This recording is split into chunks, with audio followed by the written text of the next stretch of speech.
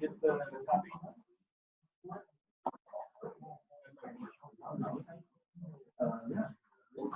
We're going to get the second half of London, but I want to point out there's a quiz 3 just created to do someday on Canvas.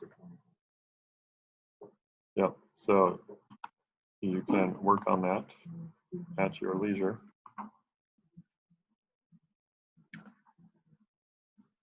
It involves iterators, modifying a method for the sorted array list class, and adding objects to a class's sorted array list. Shouldn't take too long.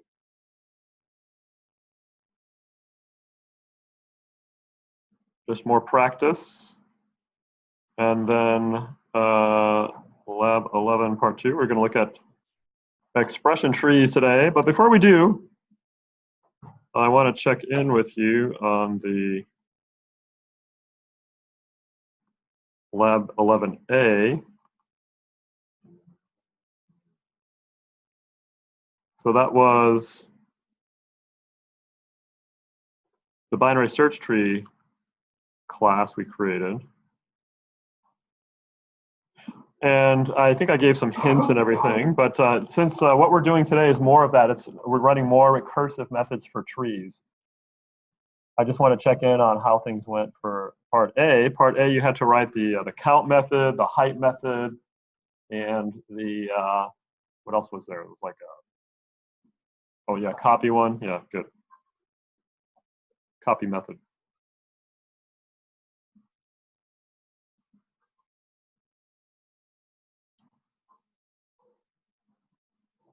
So I sketched out, I think, some of these. There's copy, here's count box. And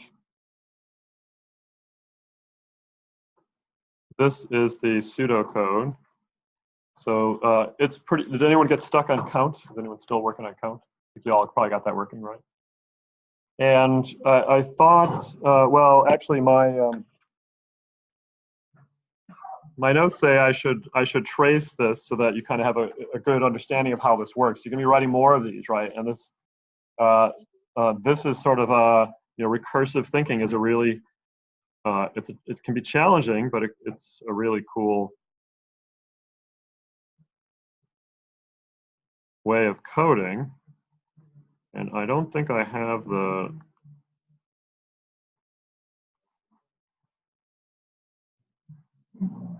no, I don't have the diagrams anymore. So I will make a quick tree, and then we'll sort of trace it together.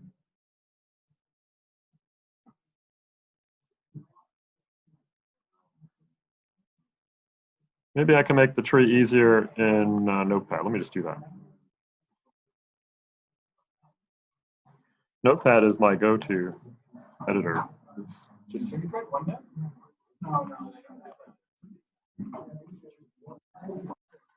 OneNote, yeah. I don't know. I just don't like all that tech. I use Paint and Notepad for so much of my stuff. Notepad is good because it removes all the formatting that you get in from the web or whatever.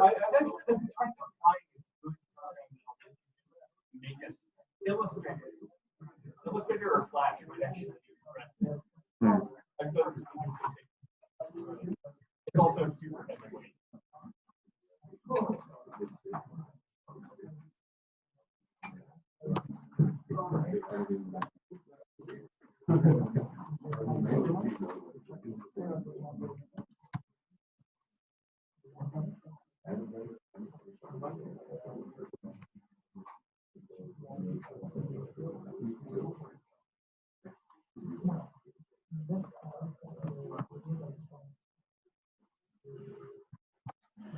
Okay, here are my interesting names in a binary search tree. And we're going to trace the count method working on this. Where's the snipping tool? Let's get a snip of this.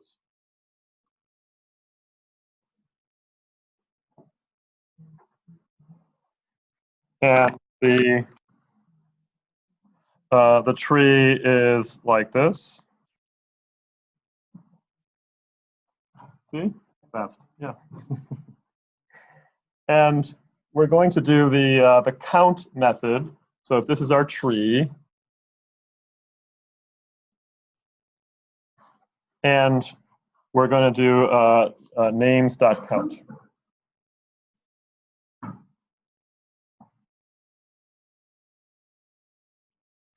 Okay, and actually this is names dot root. The root variable is what's pointing to the George thing, right? So that is the statement that we're going to execute just to kind of show how this works.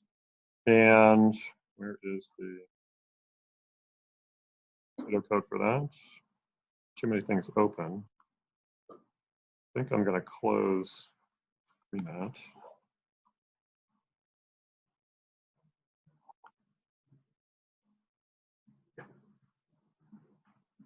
Definitely closing that.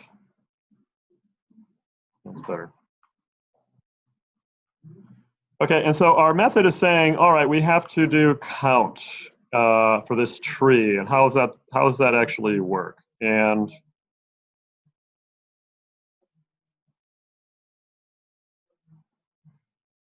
the algorithm says return the sum of the left and the right subtrees plus 1, right? And you should be able to trace this.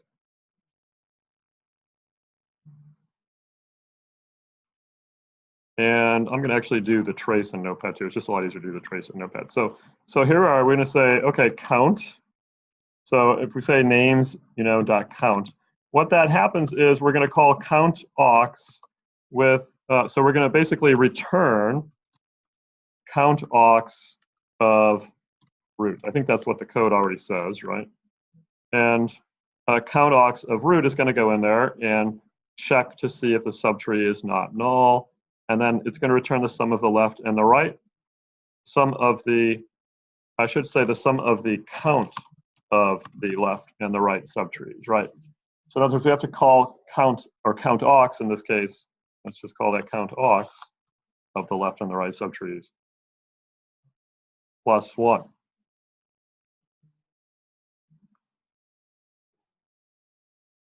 Okay, so how does that actually work, right? So we're going to say, all right, count aux of root is going to return,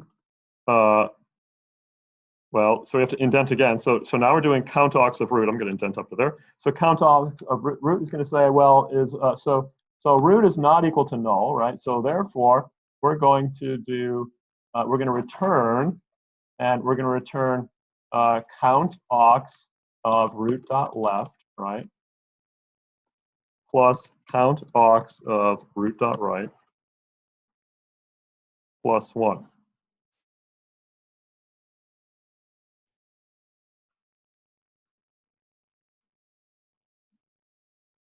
Okay.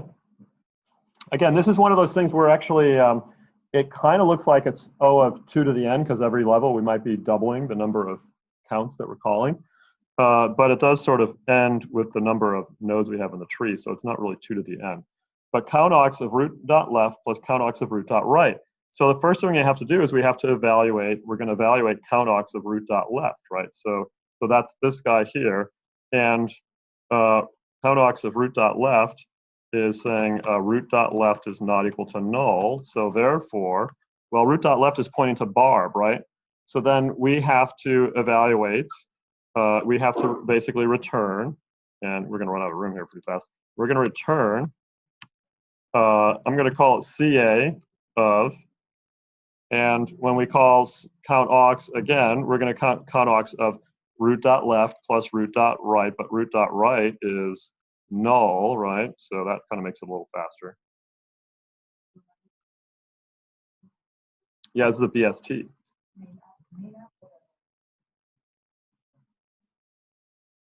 I am tracing a call to count aux. Yep. And plus 1, right? So it's evaluating that. So we're just, I'm just going over the count aux and the count methods that we wrote on Monday and how they actually work. Yeah, that's what I'm doing. Sorry? In your lab 11A. That's right, BST. Yep. And I'm just tracing these. Okay, so that, but we still can't return a value yet, right? This tree is a little too long, so I'll shorten it. Maybe it's just got George, Barb, and Astrid in it, right? That'll make it simpler. We actually then have to evaluate CA of root.L, but oops, this is going to be root.L.L. because we're tracking, you know, the exact, so root, that's the link to Astrid, right? Because if root.left is the link to Barb, root.left.left is the root to Astrid, and that is also not null. So again, we do that again. Oh my gosh, this is really kind of heavy duty stuff, right? We're going to return count aux of root.L.L plus same thing, count aux of root.L.L.R plus 1. Okay, but we're finally going to get to a base case, right? And the base case is going to be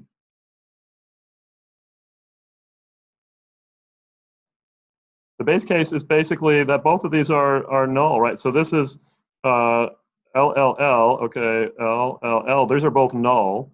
And so when we get to when it is, actually that's another thing here. I think I don't have this in the pseudocode. If the subtree is not null, we're going to return the sum of the count aux of the left and right subtrees plus 1, else we're going to return 0, right? Because if the subtree is null, there's no nodes there, right? So that's the pseudocode for that whole method there. Maybe you figured that out already. But so when we're way down here doing L to L, both of these are actually going to return 0. And so this is going to be 0, that's going to be 0. So just to kind of speed things up a bit, that's going to just return 1, because both of these are going to be another call down here, actually. I mean, I could kind of, so count aux of that's going to basically return 0, and then we're going to have to do that one. That's going to also return 0, and so the total thing at that point is going to be 1, right? And then we do count aux of root dot right. Okay, well that's because that's root.L.R. This is probably confusing you even more, right? But it is traceable. It's just a really pain in the butt. But that's actually what's happening. It's kind of going down all these levels, and when it gets to a node, like a leaf node, it has to call itself again. When it gets to a null reference, it just returns 0. There's nothing there. That's the base case, and then all those values get circulated back up as you go back up towards the root, and you get the whole sum of that thing. I'm not going to trace this. It's too complicated. But that's how you have to sort of think about these things. You have to think about your method being executed over and over again throughout the tree. Anytime, you know, at any node in there, it's going to be executed. And so you have to kind of figure out the general case for all the possible situations that method could get into, and wherever it is in the tree.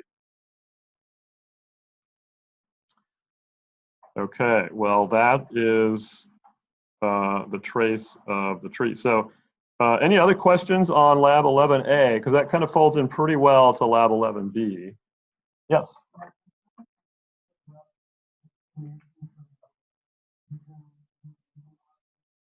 Why do we use an aux method?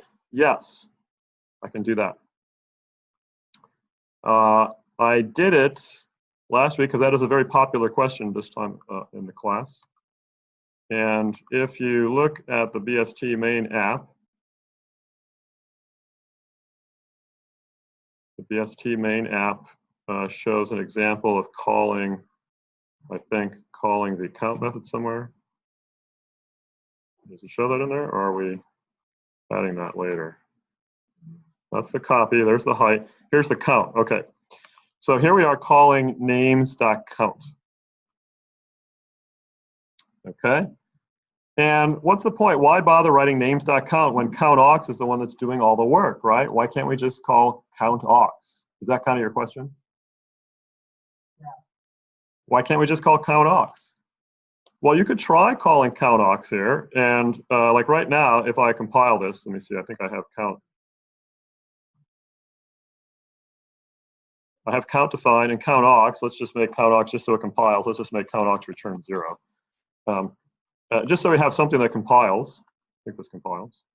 Oh, darn, error's found. Control K. Copy aux, can't find copy aux BST tree node. Well, this is, there is none, so let's copy that. I was doing some hints on the copy method. And, oops, another error. Public and private modifiers, what was I doing there? Private, public, oh, I got 2 of these things in here. Oh, let's get rid of that. So I compile it again. Incompatible types. Oh, BST tree node cannot be converted to BST. Oh, yes, this should be tree node. Count aux should say tree node. See, I've been leading you wrong. You guys probably figured that out. Can't trust everything I told you. Okay, so here's count and here's count aux. This is compilable, okay? But the point is, count aux needs to pass you need to pass a tree node to count aux. Jake, you listen to this? So you got to pass a tree. I'm giving you a long-winded answer because I'm going to show you why you can't do it right now. I'm going to try to call count aux directly from BST main app, and I'm going to show why you can't do that. Okay, because so what happens the first time that we call count aux, we have to pass it root, right? Okay, so you just wanted a short answer, didn't you? No. Okay. So now I want you to tell me what we're going to write in the parentheses when we call names.countaux here. Because we got to give count aux a parameter. So what should we give it? You could give it root. Okay. Now this would have compiled, except now it doesn't compile. It doesn't compile because there is no root in BST main app. So what else could we give it? Root is inside the BST class. It's private. So even if you said names.root, you could try to say names.root. That would be the next logical guess. And that would be legal if we made the root variable, because now the error says root has private access, right? So that would be legal if you made root public. Okay, because right now it's private. If you make root public, then you can do that, and then you can do that. But do you really, I mean, how is the user supposed to know that root is what you have to pass to, the count aux method all the time? You know what I'm saying? The user shouldn't have to know that. The user just wants to know the count of the nodes in the tree. It doesn't want to know it has to pass some crazy instance variable to that thing to make it work right? And it would be illegal anyway to make that thing public. You're opening up all kinds of problems where people can mess with your tree. They could change root to make it point to something else. Yeah, it's an encapsulation violation, as Ben says. Yeah, so a lot of people will kind of get puzzled by those dual methods initially, but because one method is being called many, many times, and the other method is only being called once, you kind of get the feel for they both have different purposes. The purpose of the count method is to kick off the recursive process. Yeah, and it does it as with public access. And in fact, actually, we should make count aux private too, so that there's no way anybody could even think about calling that or even knowing about it, right? So really, it should just be, you call, if you want to know the count, you call names.count. And the count aux method, these should be private. Count aux should be private, so there's no way anyone could think about calling that thing.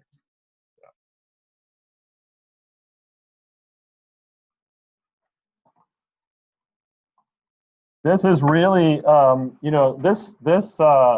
this lab is really important for really getting a grip on recursion in such a powerful way. It's such a great tool when you apply it to trees because it's just so helpful in working with trees.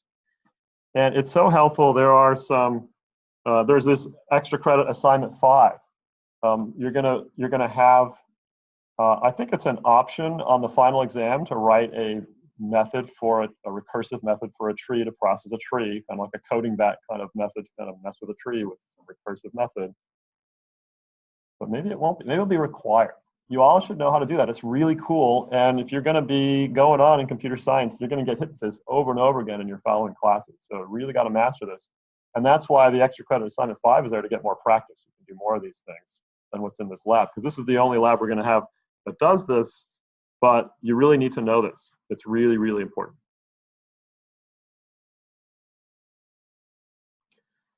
Okay, enough of lab 11A. We're moving on today. We're moving on to lab 11B, which is here. Lab 11B is on expression trees. And we looked at expression trees briefly in the other slide, but now let's look at this lecture.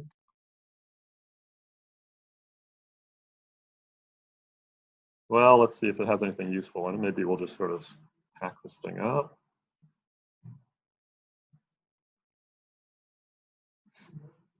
Tree implementations. Let's see if there's anything here. An implementation of expression tree. Let's see. See if this is useful. Traversing recursively. Oh, these are the different traversal methods. Traversal with an iterator. There's implementation of expression tree. But sometimes the implementations are a lot more complicated than what we're doing. The code at this point is a little, yeah, they're doing it looks like a general tree. Yeah. Okay, that's it. No, we're just going to do the lab. Did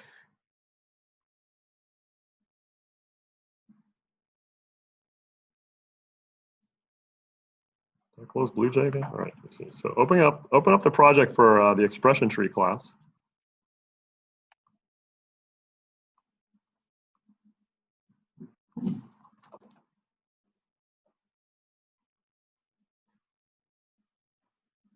And let's also look at the lab.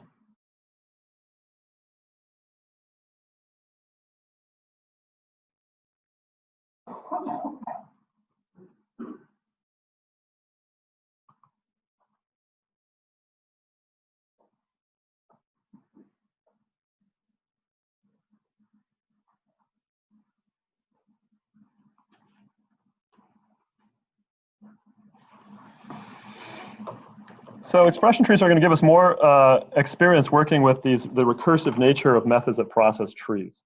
And you know, normally, again, we're looking at arithmetic again, kind of like what we did for the stack postfix processing that we did way back. But now we're going to look at an expression in tree form. And as I was talking about on Monday,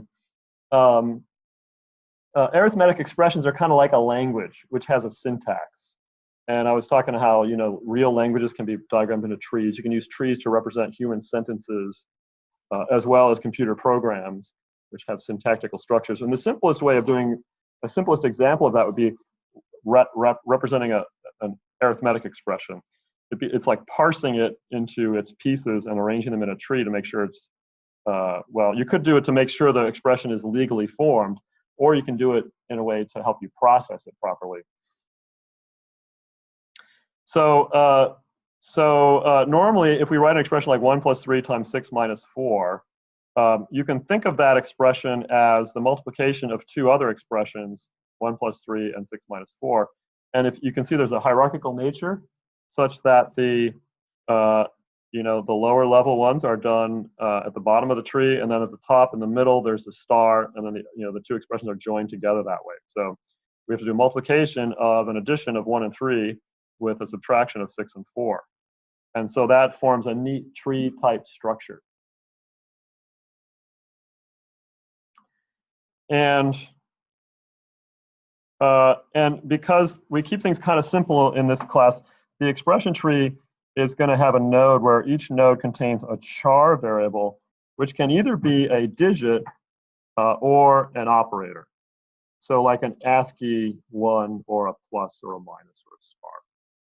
So our expression trees are only going to have single-digit numbers in them, keeping it simple. And we're going to write code that builds the expression tree, and then we're going to write code that processes it. You can do things like evaluate the expression or print the expression out in fully parenthesized form. That would involve navigating through the tree in different ways. And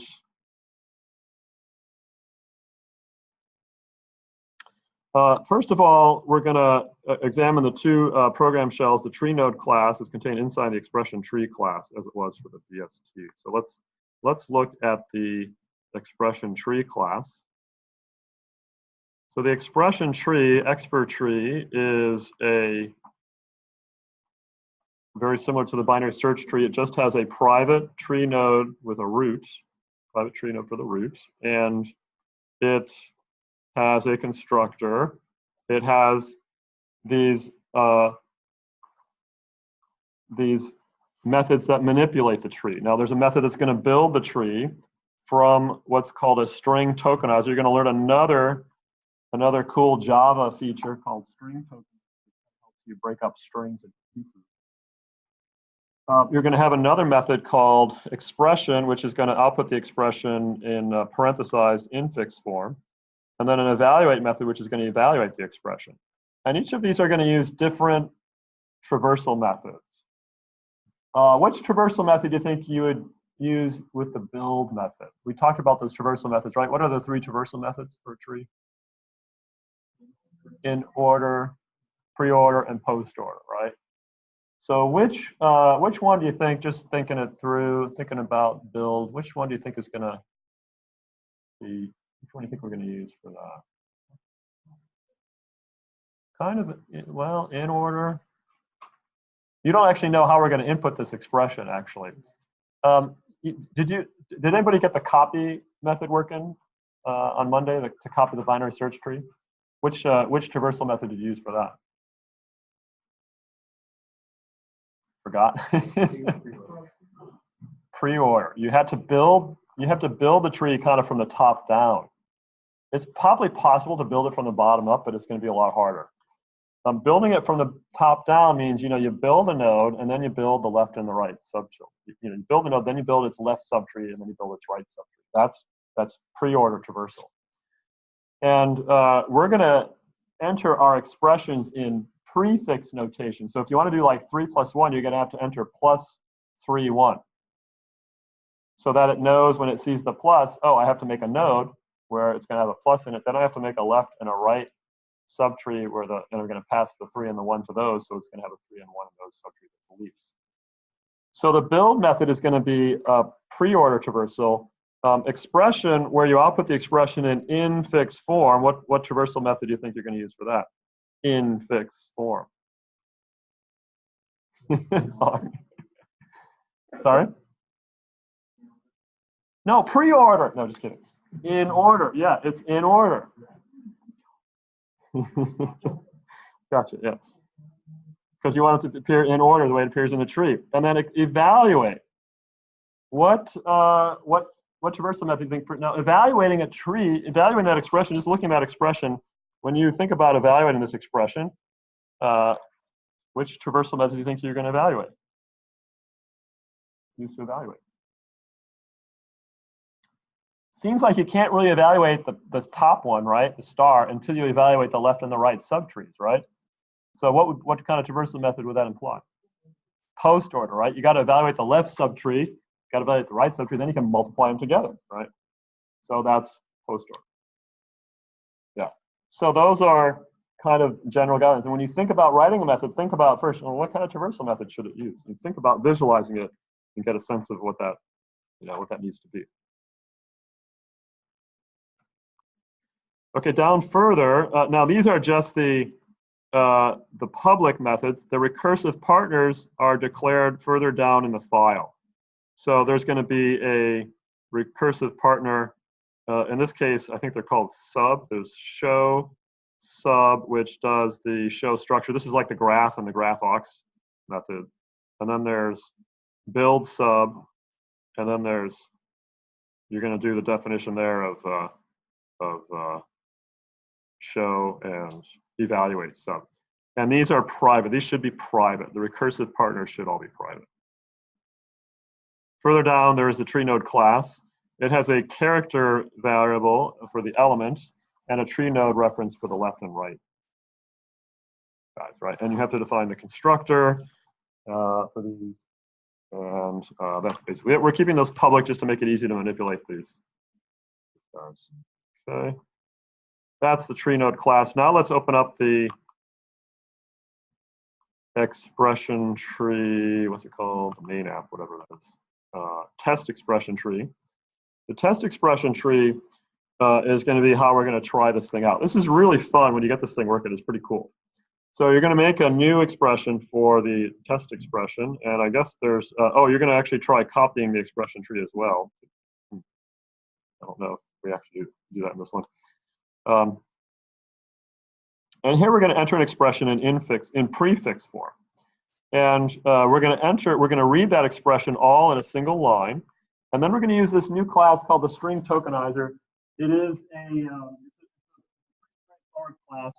It sort of makes reading a string like reading a scanner. So you can read the tokens like using the next, it's an iterator, right? It reads, you use next to read the next token. And what this is saying is, these are the delimiters, I think, and we're going to show the delimiters. So in other words, it's basically only going to give us these values, all the 10 digits plus the 4 different arithmetic operators.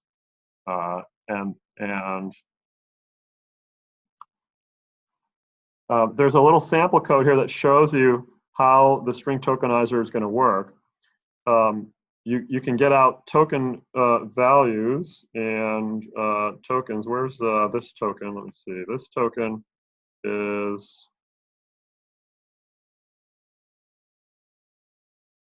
do you see this token defined anywhere? Okay, this token. I have a token value. Token, this token. I think this token is supposed to be a string. Is it defined? Do you see it?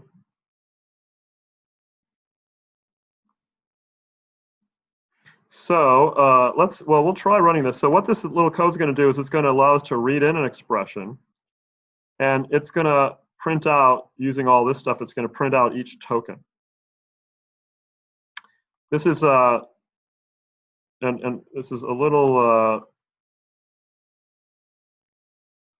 complicated, so we're going to put a couple slashes there. It's not too complicated. It's just it's a little unusual. It's another one of those things. Java has all these great little nifty little tools for like chopping up strings, for converting strings to integers, and we've been kind of exploring these as we go.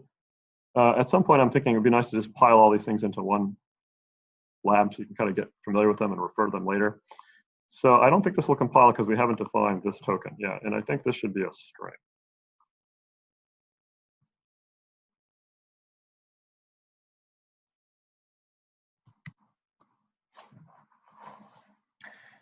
Now, sometimes we want to convert these tokens. So the tokens coming out of the tokenizer, we're going to be entering an expression which is only going to be consisting of these 9 digits, 10 digits, plus these 4 operators.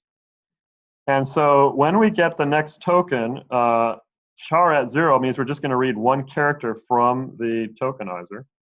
And we can print out these tokens one at a time. So this is going to be how you're going to read the tokens from the expression that we entered. And some of these tokens are going to be operators like plus, minus, star, slash. Some of them are going to be digits like 0 through 9. And when they're digits, you're going to want to convert those into doubles so you can actually do arithmetic on them. And that's how you're going to process it as a value.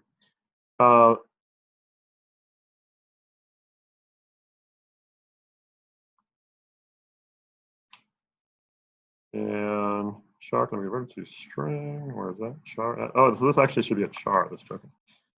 Actually, let's make it a character. So it is a character, and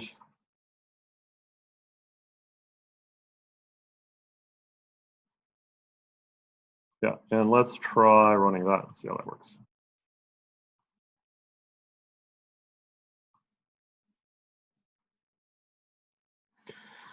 So the point is we're going to enter an expression tree in prefix form. An example expression you might type in would be something like, plus 3, 4. the result of that should be 7. But initially, we have to learn how to read those tokens one at a time. And when you hit enter, it's going to show you the different tokens that you got. Now, if the token is a character or a non-numeric symbol, it's just going to give you a plus. I mean, it's just going to give you that token. But the token value, when you try to convert it to a double, is going to be -1, meaning it was an illegal conversion. It's not actually a number. And but 3 converts to 3.0, and 4 converts to 4.0, and then all that stuff that comes later, just stuff we have to kind of fill in later. A more complicated expression you might write. So suppose we want to actually enter this expression here. What would we type to enter in that expression? I'm going to run it, and then we can figure that out. So, oops, we want to run it.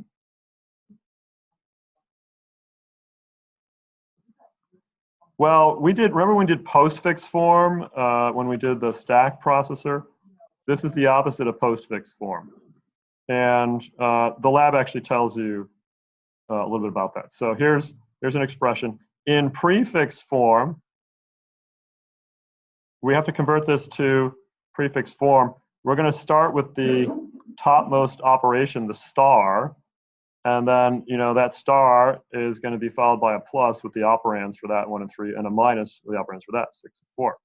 And we're going to enter that with no spaces in our line. So what we type is going to be this. We're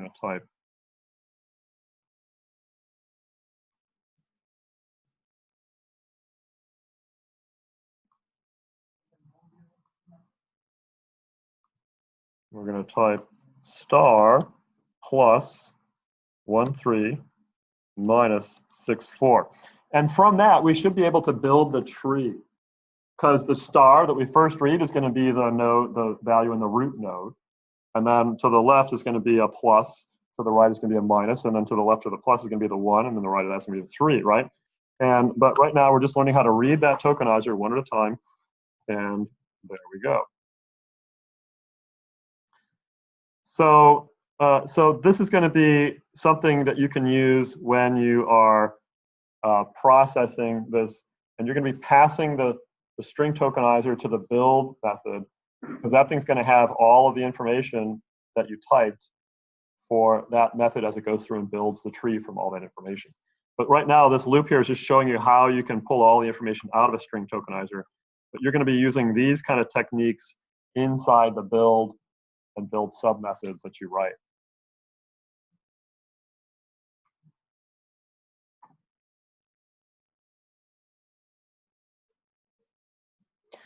And whenever, when you're, this one, I don't think you need to, because basically we're just going to store a character in the tree node. But when you start to wanting to evaluate the expression, you're going to have to convert, if it's a digit, you're going to have to convert that digit to a number. And this is going to be how you convert that digit to a number. Marco?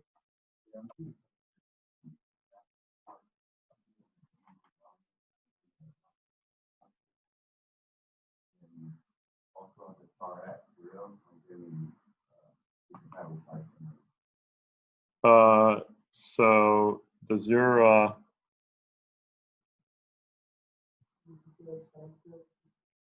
yeah, did you change this token to a character? I initially had it a string. Yeah, change it to a character. My mistake. Anyone else have any problems? So you see how this works? It actually, what's cool about this is it takes reading a string and makes it just like reading a scanner, or yeah, basically like reading from a scanner. Basically, it's an iterator, right?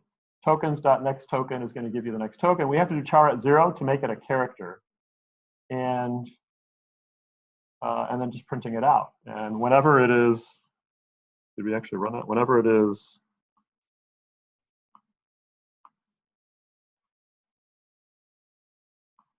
whenever it gets something that's not a digit, it gives you a token value of -1. But the regular numbers are coming out just fine.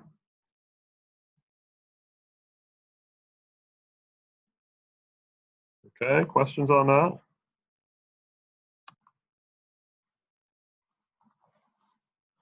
This shows you how the tree is going to be constructed in the build sub-methods. This is actually pretty helpful, right? You see this?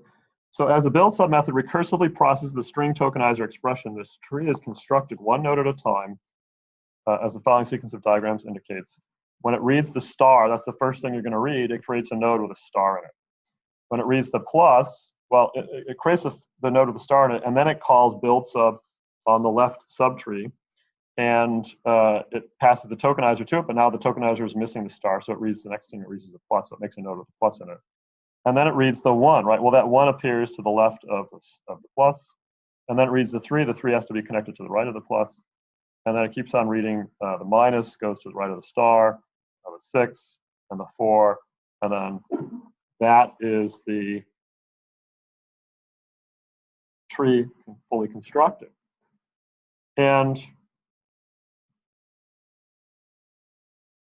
so you're going to read, so the algorithm for build sub is going to read the next arithmetic operator, create a node containing the operator or the numeric value.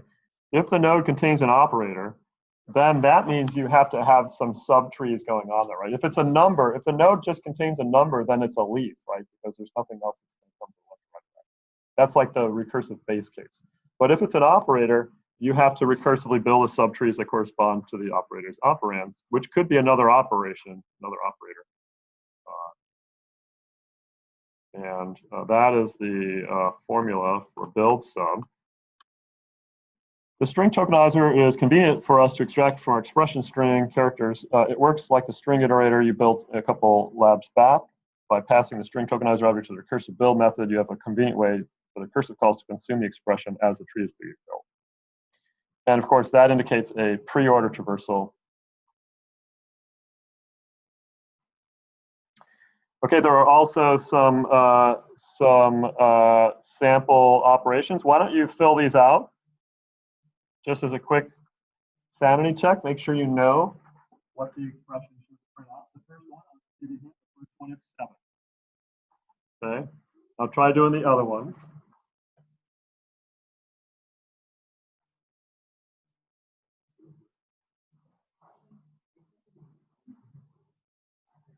Sorry? You can't see? Don't you have a lab handout? There's extra lab handouts over there if you didn't get one. I give them out on Monday. It's the same one you got on Monday.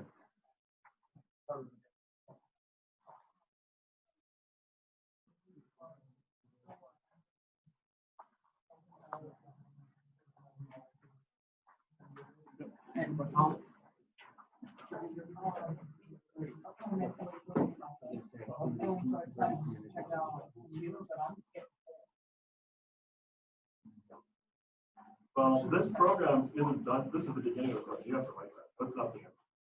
That's just processing your script. But on paper now, with your own raw intelligence, you're going to calculate what plus 3/4. That should be 7. That's the expression of 3/4. And if you need another handout. But if you have one for Monday, you can use that.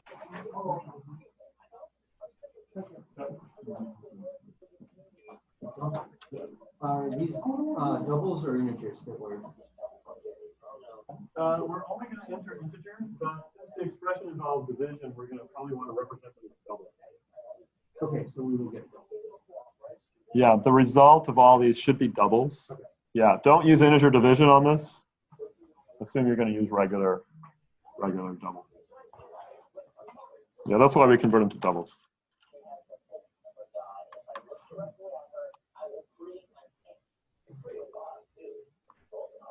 Is that what you had to do? You had to do infix to prefix or prefix to infix? Oh, okay. So you had to make a tree from infix? That's a lot harder. So Ben had a I didn't even have to make a tree. Apparently the way you do it, like it eventually emulates a tree if you go up far enough conceptually. But like you reverse it. You reverse all of the parentheses. Then you read it in postfix, and then you reverse that string. You read it in infix, convert it into postfix, and then reverse that. It's really. So just so you know, these aren't going to go away. Ben got asked us on a practice interview the question of how to take an expression and convert it from infix to prefix. Prefix. And the solution was you had to go from an infix to a tree. You can go to a tree. the solution online. Well, you don't have to go. You don't have to go to the tree, but it uses like an operation stack. Yeah. So conceptually, Stacks are also good. Yeah, conceptually, you end up doing something that's great, like. Yeah. You can make a tree out of it.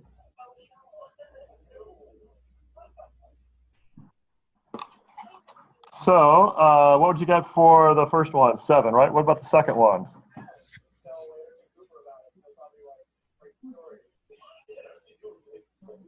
Yeah, so the prefix operation is like taking the plus sign, which normally comes between 3 and 4, and moving it to the left.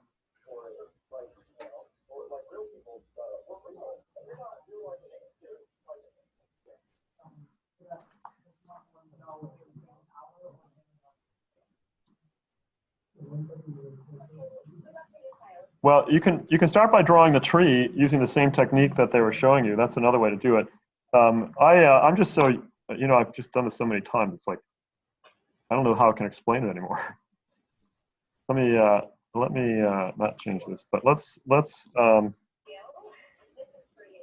think about drawing the tree. I think that would be a good way to do it. Practice drawing the tree would be good practice anyway, because that's what you're going to be doing.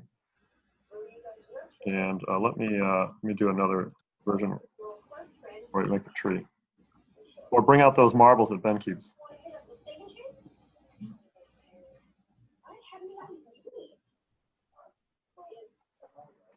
So, so again, if you're building the tree from this expression here, right, you would say, well, the first thing the tree is going to have in it is a star, right?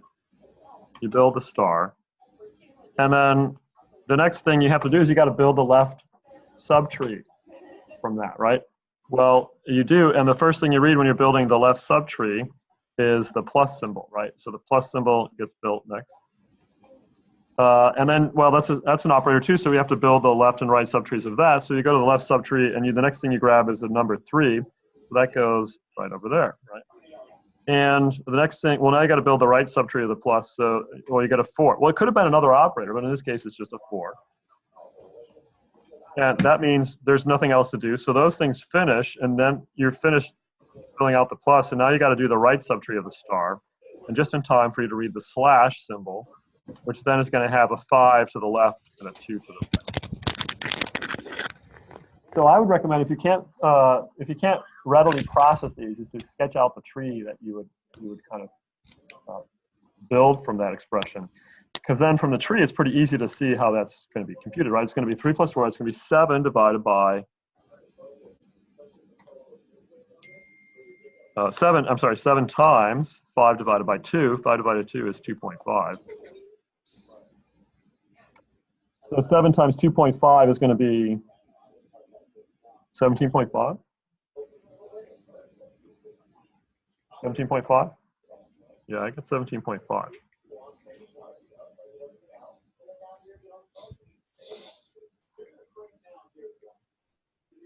Well, what about a tree when you have all the operators at the start? Okay, this is minus, so you got a minus. A string of operators. Okay, minus the left subtree, that's going to have a slash. Excuse me, the left subtree, that's going to have a star. And then you're going to have a 9. Where's the 3 go?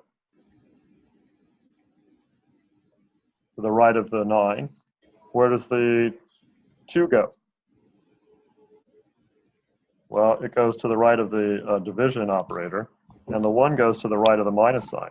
You get an expression that looks like that, which turns into basically, 9 times 3 divided by 2 minus 1, which is going to be, 27 divided by 2 is 13.5 minus 1 is going to be 12.5. Maybe we should write out that expression right there so you can kind of come back and look at that later, make sure you understand how that works. Guess what you're going to have to do on the final exam? You might have to do this. This should be the easy part.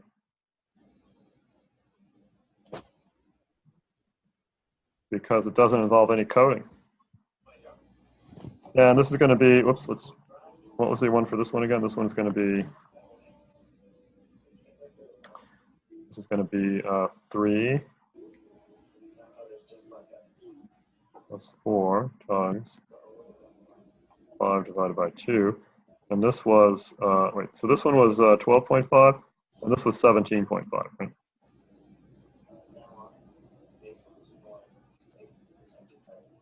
Okay, what about the next one? Uneven nesting. Okay, star 4. Well, everyone try building the tree for that one, just so I'm not doing it all. Build a tree for that one and see how that turns out.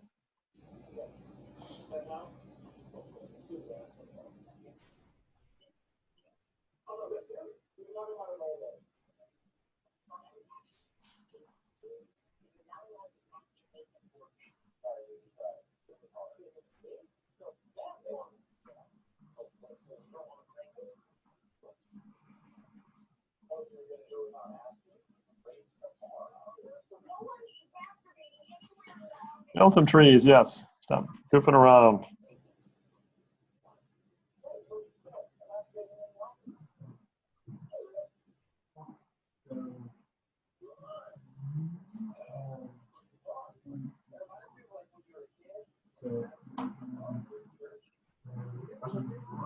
Yep.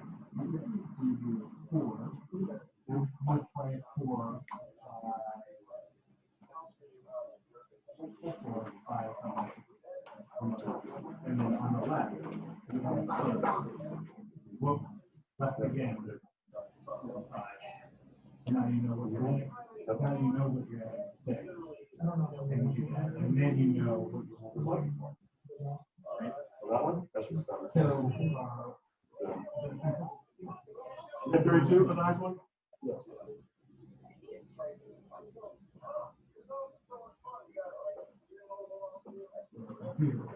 Yeah, so star is the root, and then 4, and then plus, and then 6, and then minus, and then 7, 5.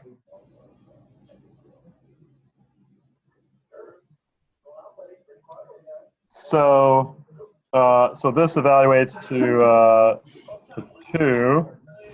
So this evaluates to 8. So then the whole thing equals 32. But it's basically 4 times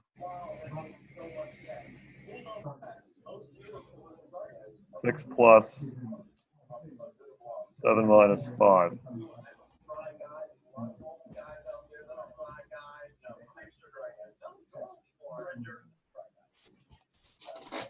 Mm-hmm.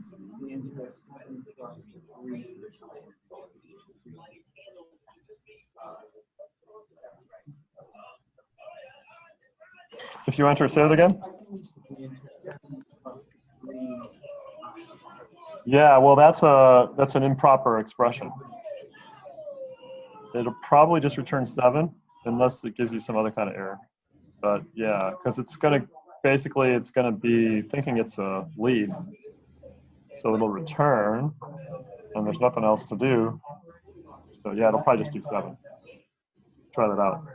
So this one is going to give you divided by 0, 2. Should give you 0, and that should just give you 7. I don't know. It starts with a plus. What's the left hand side of the plus? Right hand side of the plus. I don't know, but it starts with a minus. And then you go down left hand side, right hand side. Okay, finally, they're both integers. Now I have this. Now I know what the whole right side is. Not. Yeah. One of my greatest triumphs in the algorithm class is actually coming up with an algorithm that would. And it was really, really weird when you can convert like trees to different weird trees. Huh. I don't. Was it graphical or was it all Yeah. symbolic? Yeah. Oh, okay.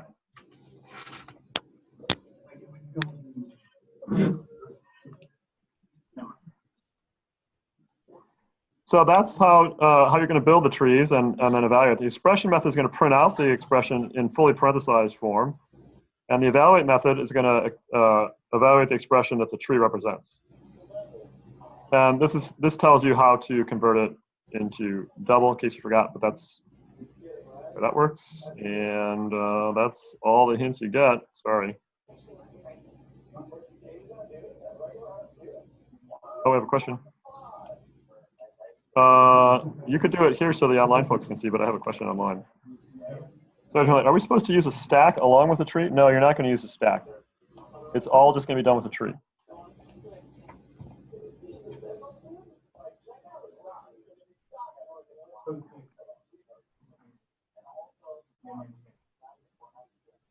How do you feel? Do you want more explanation? Would you like Ben to do a demonstration?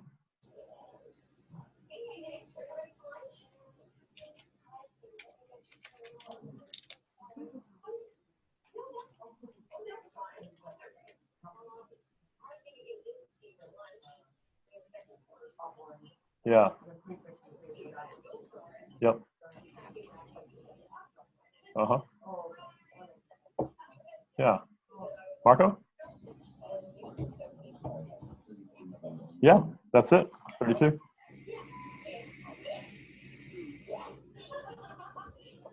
Okay. Well, if you're confused, Ben is here. He's really good at explaining it. He just explained it in back, and he can do it some more if you need some more. I'm not hearing.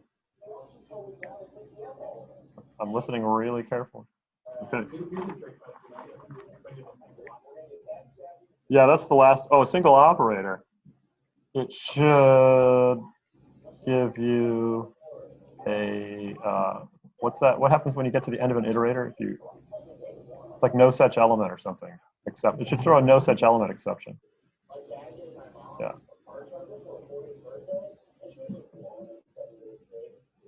Okay, so let's look at the code here, and I will kind of get people started. First thing you want to do is comment out this thing that's showing you how the string tokenizer works, because you don't want to gobble up all the tokens there.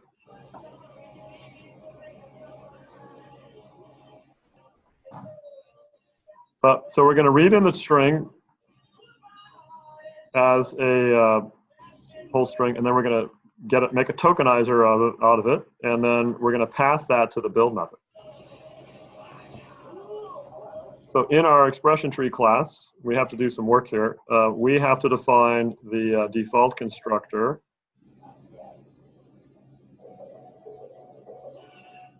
And I think by itself, everything's going to be null, which is automatically what it is anyway. So just put everything as null.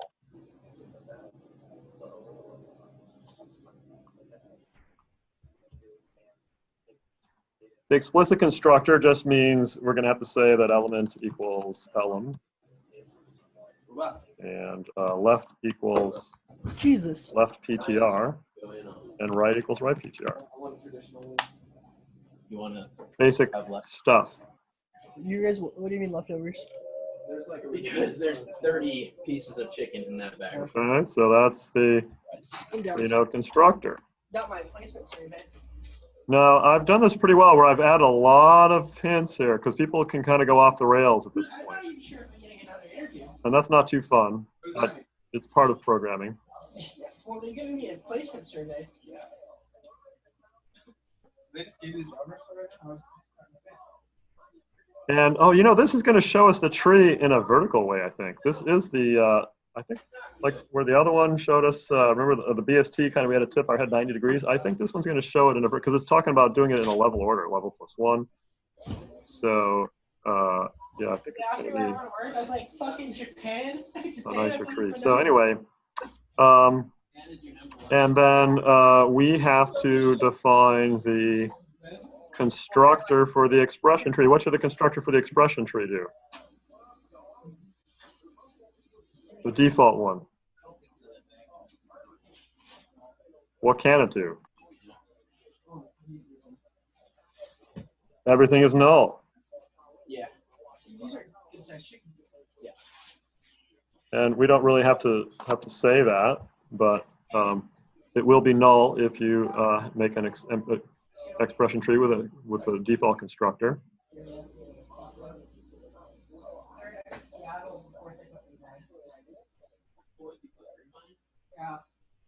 So here's the build method.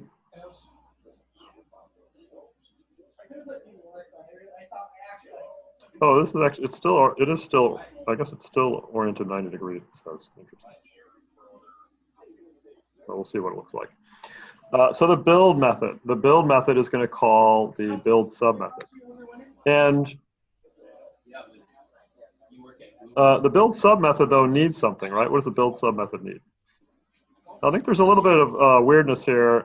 Let's see. The build sub method, oh yeah, the way it's actually defined here, because if this was C++, we could sort of pass the references by reference, and that would allow us to modify them and have them change in the caller. But in the build sub, we're going to actually do things a little bit different.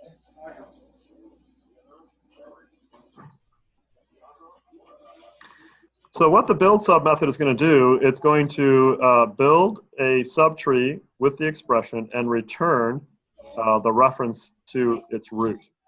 So looking at this and kind of knowing what build sub, so build sub needs a string tokenizer. Oh, we got some mango in there? And it's going to return a reference to the root of the tree that's built from the contents of that tokenizer. How do you think we should write the build method to use build sub? Okay, here's build. We have to build the tree from the prefix, build the tree from the expression that we entered. And here's the build sub. So how are we going to use build sub in build to build that tree properly? Looking at these two, what do you think? You got this.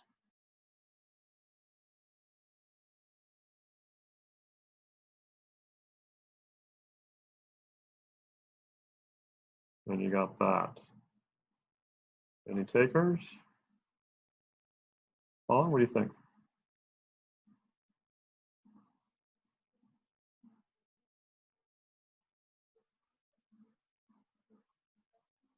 Yeah, we have to pass, it's pretty clear that build sub needs the expression. What's interesting is that we're not passing a subtree node or a tree node like we did in the count, aux methods and all those, right? We're just passing the expression to build sub. And there's a reason for that, because this has to actually modify the structure as we go. So we're going to have to call build sub, and we're going to have to pass the expression on off to it, right? And what's build sub going to return?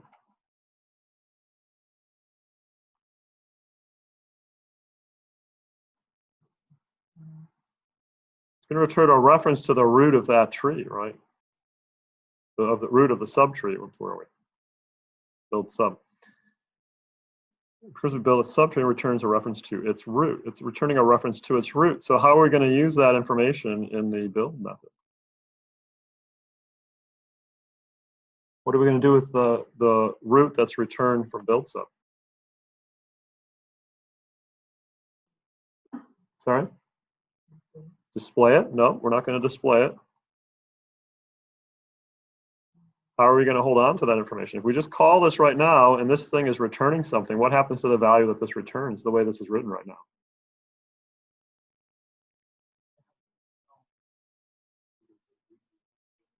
Would you say root equals build sub expression? I don't know. What do you all think? It's a little different than the way we've been doing it, but you think that would actually fly? If build sub is building a tree from the expression and returning a reference to its root, and we assign that value to the variable root, what does that mean? That means we're going to remember the tree that build sub built for us, right? If we don't do that, then that tree gets tossed aside and we don't actually save it.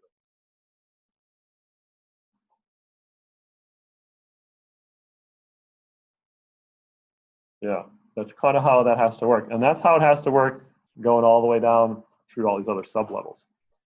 So you can use build sub to generate the subtree of an expression.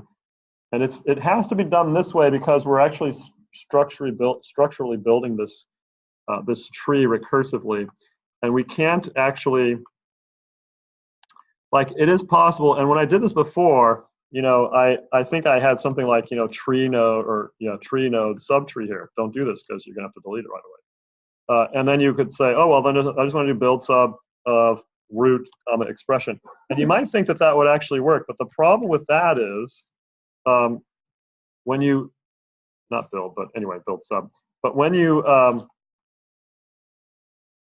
pass a reference to a method, the method may need to change the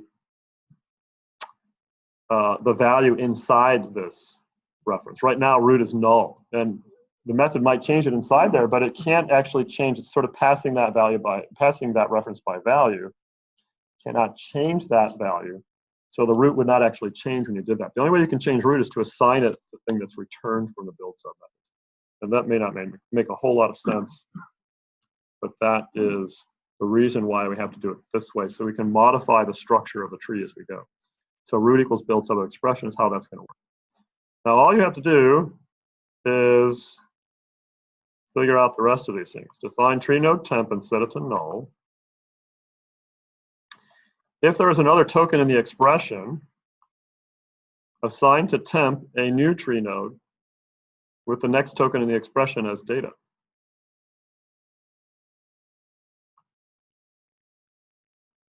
If the token in temp is not a digit, in other words, if it's an operator, remember there's that isDigit method for the character class? If character.isDigit of something, it's going to tell you true or false whether that character value is a digit or not. Okay, you can use that to figure out, right? That's going to use so it's going to say use character.isDigit of something inside there. You have to figure out how to do what to put in there of stuff. If the token in temp is not a digit, oh, actually, sorry, that should go down here. Put this, oops, put this, all right, put this here.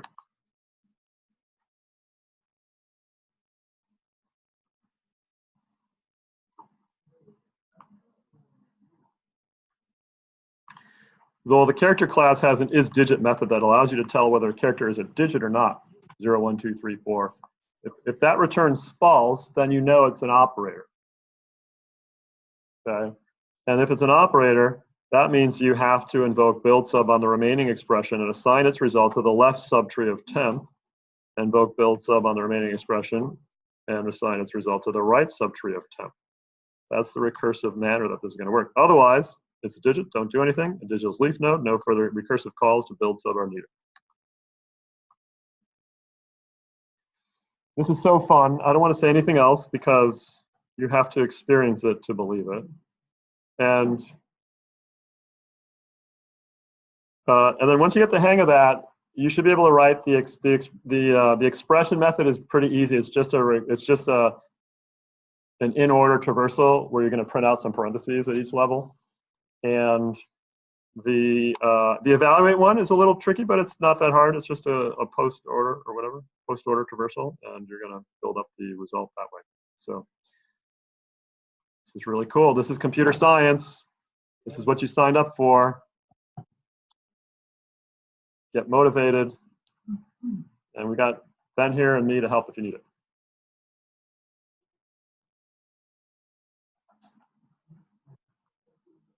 Sorry? You just wrote the answer on paper? Okay. So you know where the answer is. Everybody tackle Ben.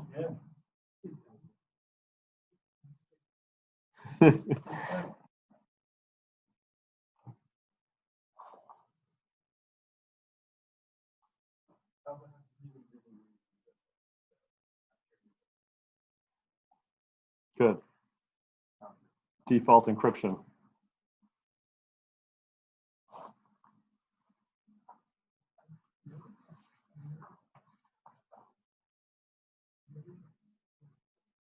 And stuff, and then you just have to put it on a giant machine that needs it. Oh, Vaughn is asking, since you're taking over for the rest of the class, is there, well, you're not for the rest of the class, is there any days you'll be available next week to help him with some whiteboard practice for his on-site?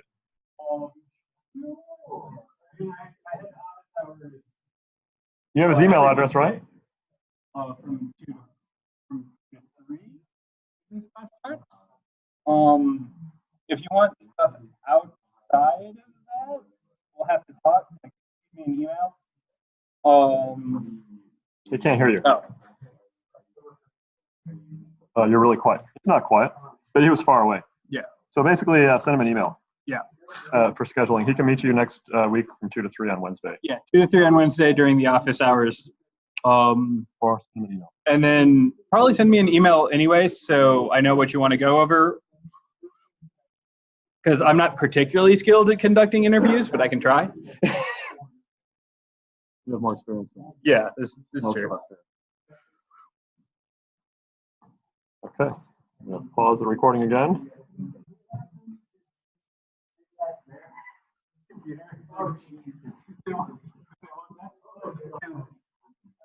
The evaluation solution. Private double evaluate sub. No, we can do it. Yeah. If root, the result is 0. If root is not null,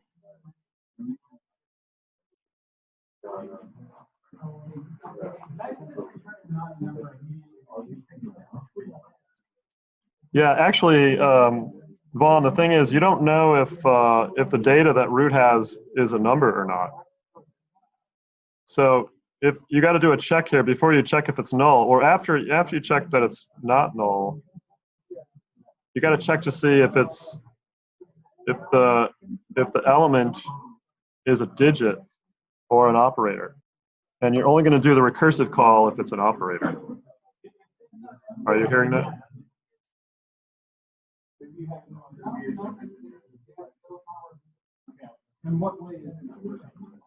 Are you still there? Maybe he's not there anymore. Oh, you're there. Can you hear me?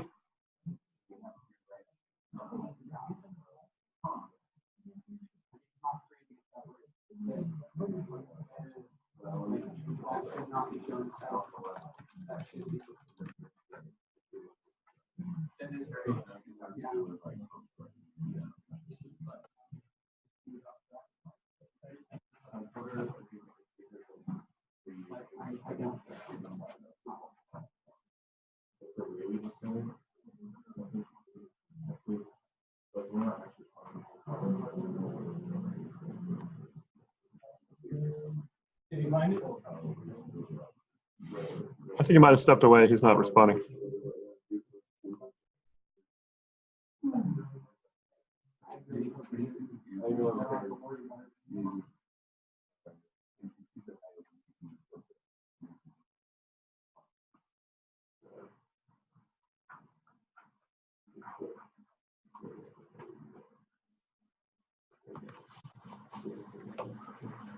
I think that's probably the problem. Everything else looks okay.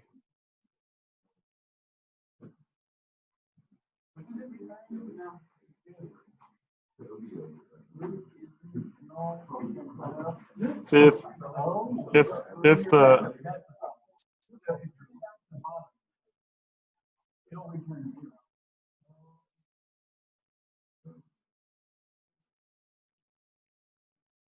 it might be doing division by 0. That's what NAM is.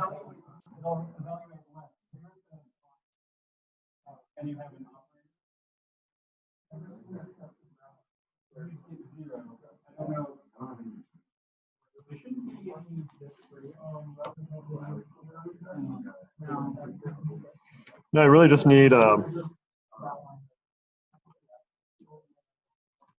after if root is not equal to null,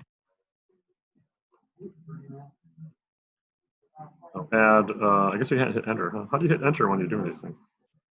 Add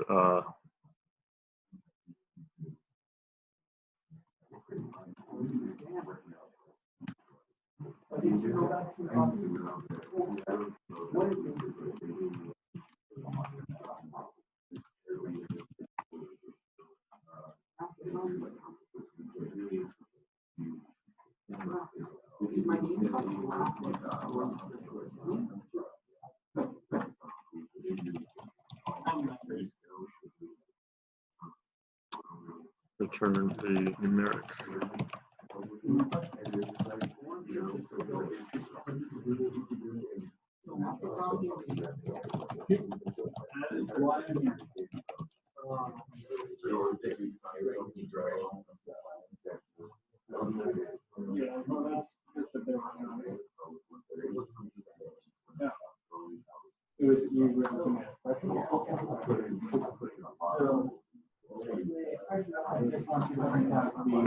the tree in order, right? Can you read me the description? So for some reason, I just don't need to. Yeah. So in order. Yeah.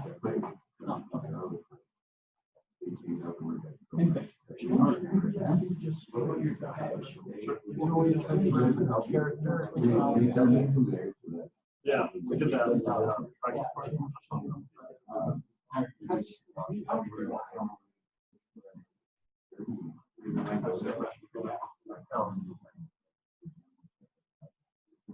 And then I've diagnosed what the problem is, I just don't know how to fix it. Okay, what is the problem? So what's happening is I call it coffee or coffee. That was like double charge.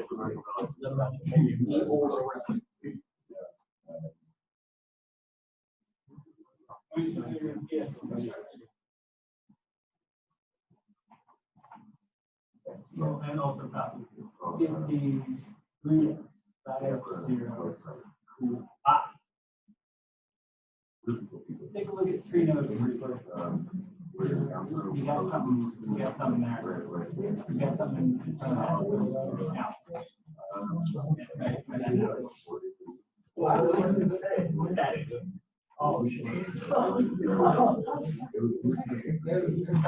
So here's the extra credit bonus that I bet if I have to comment all this out. if you can explain to me why that happened, we'll give you a high five.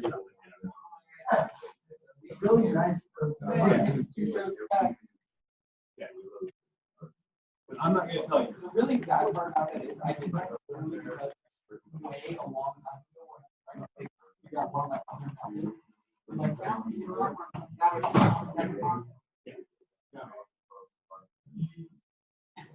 well, you know, Static is no, it's great, but you have to be careful. Especially if you are using something and there is a legitimate use for doing that. yeah, I see what the problem was.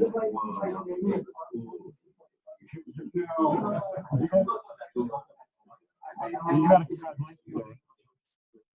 Sharing.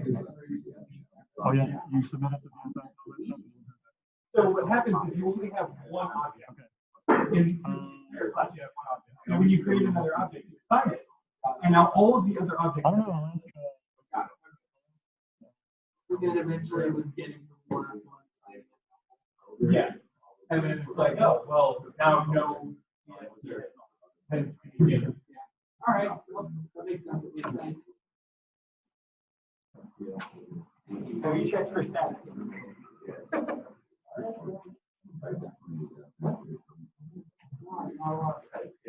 It's still not.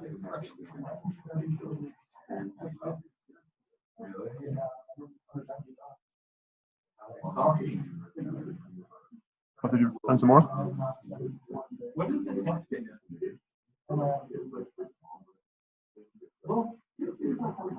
I cannot, just saw this. I got it to work with this.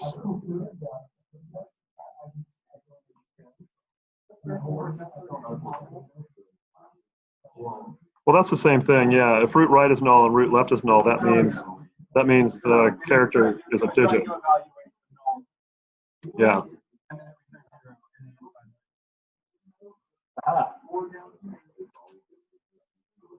Yeah, it looks good.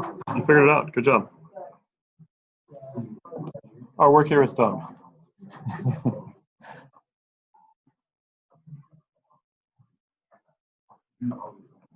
Yeah, so the other option was what I showed Vaughn is you could have done this. If not character dot is digit of root dot element. That's the same thing. That means it's an operator. And that's the recursive part. And then the else is just for returning a value of the digit that's there.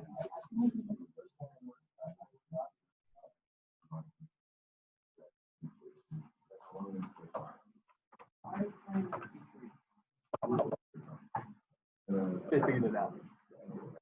What was our problem?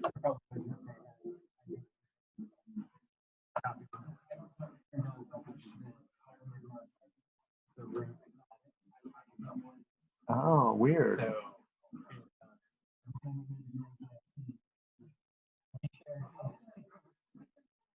Oh, awesome. Yeah.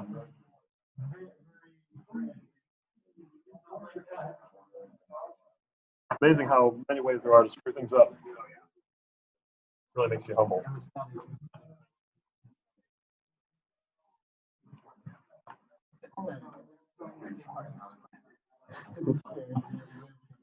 Sure.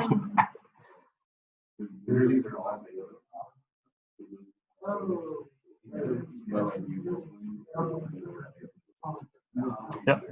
On the homework, it says you want us to turn in student back Java. I don't remember us talking about that.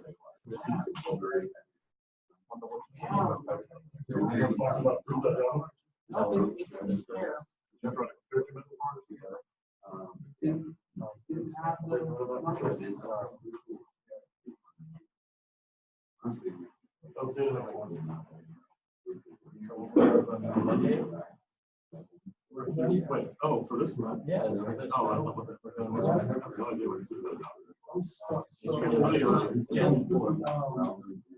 You're looking at left, just left.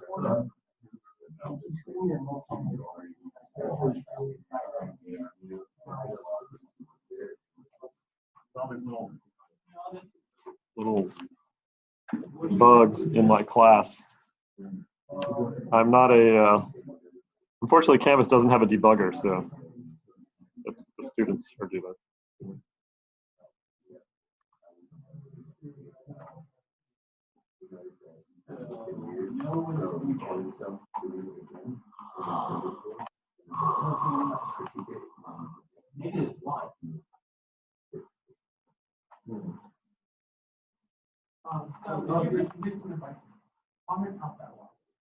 Sorry, Ben? Did you put negatives in the test code for this lab?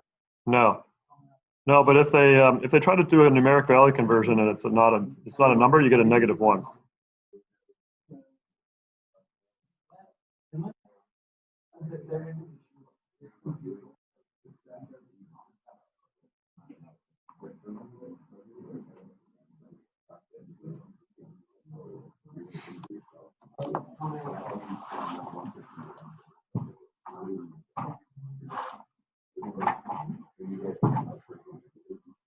Yeah, I'm gonna do it, but I'm not.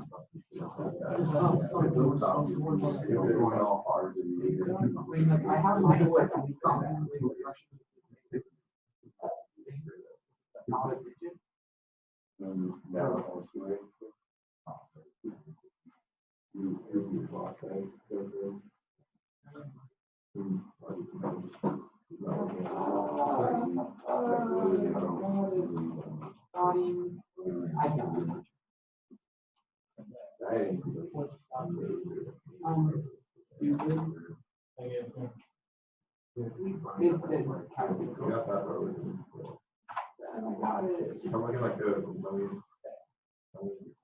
Okay, I will tell you. Oh god, it's so bad. I would be thinking, I would the monitor, not your laptop. Yeah, it's nothing from about right. Yeah. You can do it shorter, but it's just like there's nothing.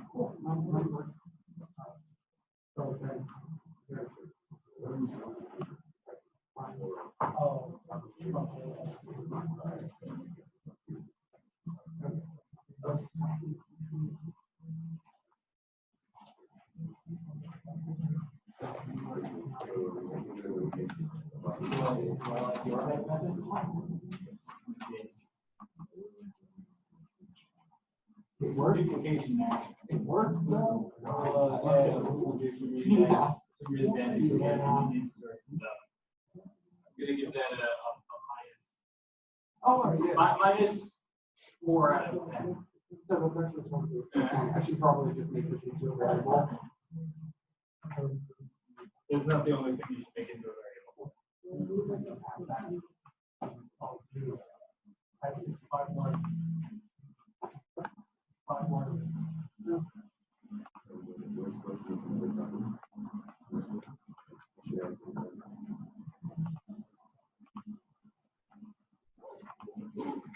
Fixing some errors in my circuits lab. The work that is never done.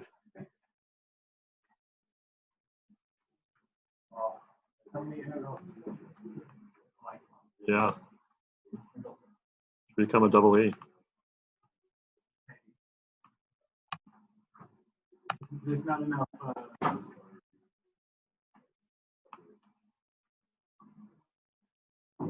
I would actually have to work with physical objects. That's outside of my comfort zone. You're such an idealist. I like the ability to say, hey, that didn't happen. That what? That didn't happen. There's an electrical engineering, like everybody knows, because it smells like burning metal. Burning insulation. Yeah. I wish I had heat shrink. One of the things I did with that lamp, because it needs to plug it into an Arduino. And so like I soldered, there's a data lead, but it's way too thick. So I soldered like some 18 gauge wire or something onto that lead. And then I soldered like a jumper cable onto the other end. But the solder joints are good, but there's no like protection. So I'm just like, I want some heat shrink, and I don't have a heat gun, and I don't know where to get heat shrink now that Radio Shack is dead. Yeah, well, no, Potter's. Potter's? Yeah. Okay. Yeah, I'm going there. you go to Potter's. I'm trying to communicate that there's two different wires. I need to make another. Different This wares? thing, people get so confused looking at my drawings. So I have to make another copy of this wire. I think your affinity for paint may be running out of steam here. No, paint is all you need. I did everything in paint. Watch, I can do magic in paint. I'm sure. Like a grid would make your life so much easier. You would like life. You know, the grids, they start out as a nice idea, then you're like, God, this grid is driving me crazy. Yeah. Yeah. This is great. And so, like you put things in the wrong place, and it's like route Yeah, and you can join things real easily. You just line them up at the pixel level, and you can adjust things real easy in paint. I will let you have that. Let you have all of that. Although Let's see. So you can do this. You can do this, and look, you just line it right up, and Yeah, but now you've got like now you have double wires. Now you have to put in dots. well, I have to actually move this over a little bit. So I can stretch and insert. You know, like just go. Well, I'm going to move this over there. Yeah. And then, I need a piece from that wire to fill in that gap. It actually kind of reminds me of watching people do animation in Flash, because they'll do that. They'll have like a character and they'll like remove the mouth, erase a little bit, draw like spread everything apart, and redraw things with Yeah. like stuff in the middle. It's just a blast. And then I guess all I need is a little bit of this guy. I will give you this. That's a very good guy. It's neat. It's clear.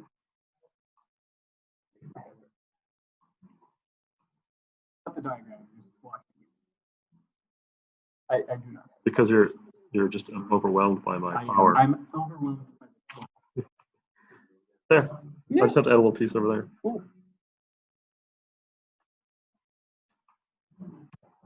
So why does your oscilloscope have? Oh, you're using 2 channels? Yep. Okay. That's why you have to have these 2 wires here. It's one of the things I miss about working at Desert Star is having an easily accessible oscilloscope. Unusually handy. Well, yeah. They're actually really cheap. You can get these USB scopes. Oh, really? Yeah, that's what we're using here. This is an octopus connector, but there's like a gazillion wires. That's why I have to put there's an orange, and blue, white, and orange.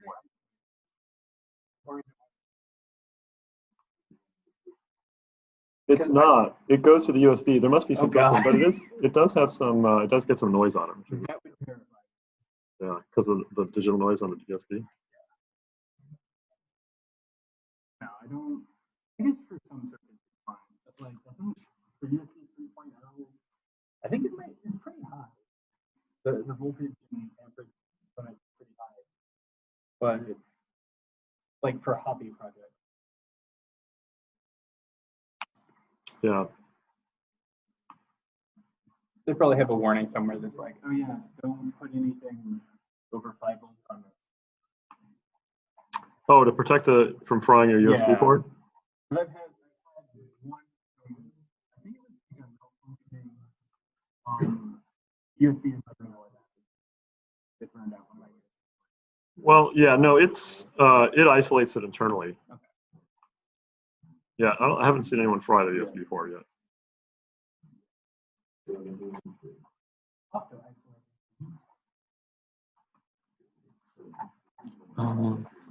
That doesn't really look right. Oh yeah, that's the blue white, and that's the orange white, and black.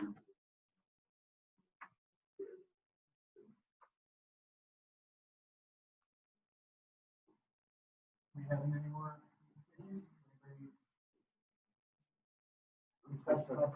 Expression.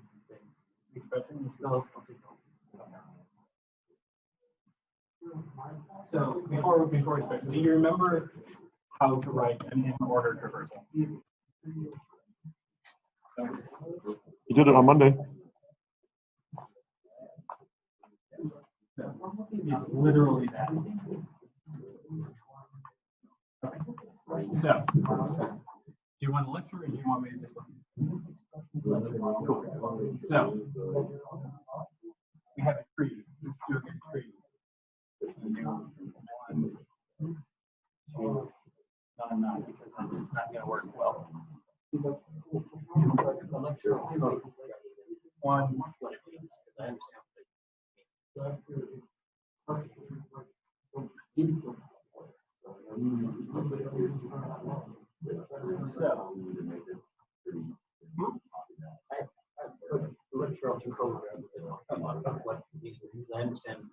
So, the code you need for this is going to look something like this. So you have in order.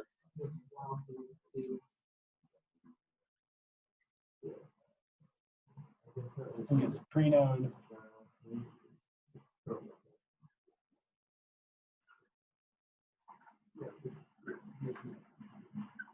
Or from, or whatever you have. And then, so you're clear on what in order. Cool. So the first thing you do is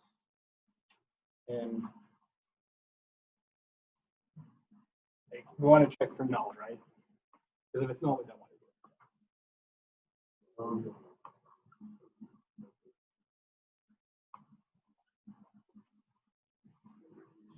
Questions? Then which way do we want to go? First, we want to get 1, so the farthest to the left. Okay. But like, let's just say we're at any given node. Which direction do we take? So, and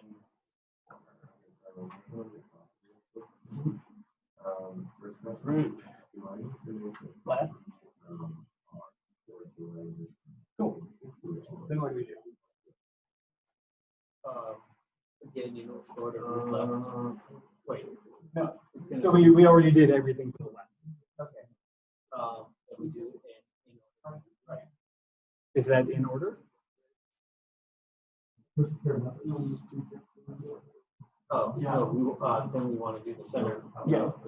So, Do stuff. root. Yeah. Do stuff at this root. Yeah. Right. Then right. We're going to pass that. Right. Are we returning anything? We're just printing it out, I guess. Cool. So our do stuff isn't going to return anything. Our in order isn't going to return anything. So it looks like we're done. So now your job is to fill in most of this stuff. So do the null check and then do the stuff. And then these two things take care of themselves. So you need to write this and then pass it in the correct parameter in the correct place.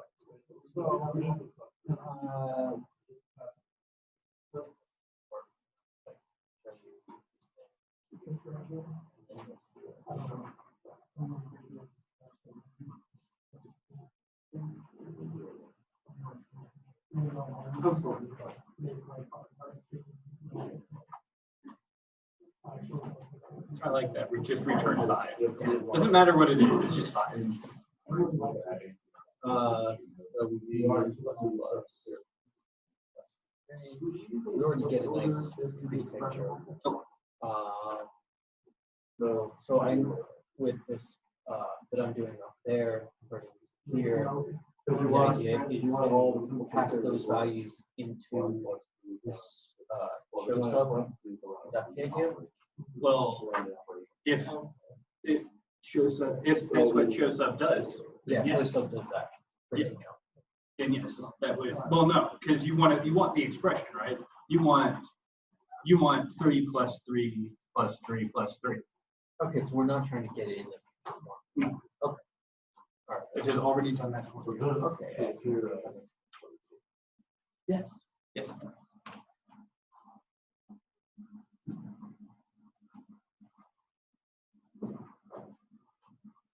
So every time you have a symbol, you have to start with those.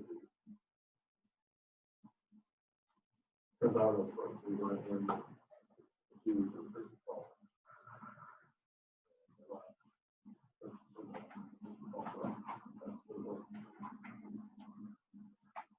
I thought in order would be you would see the 1 first.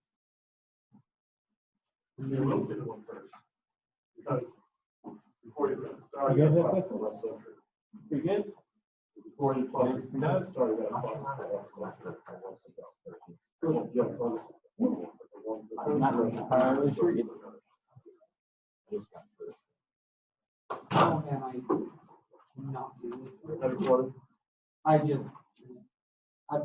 doing too much now today, and this is not. One way to think about that is to think about what effect parentheses have. So on the expression.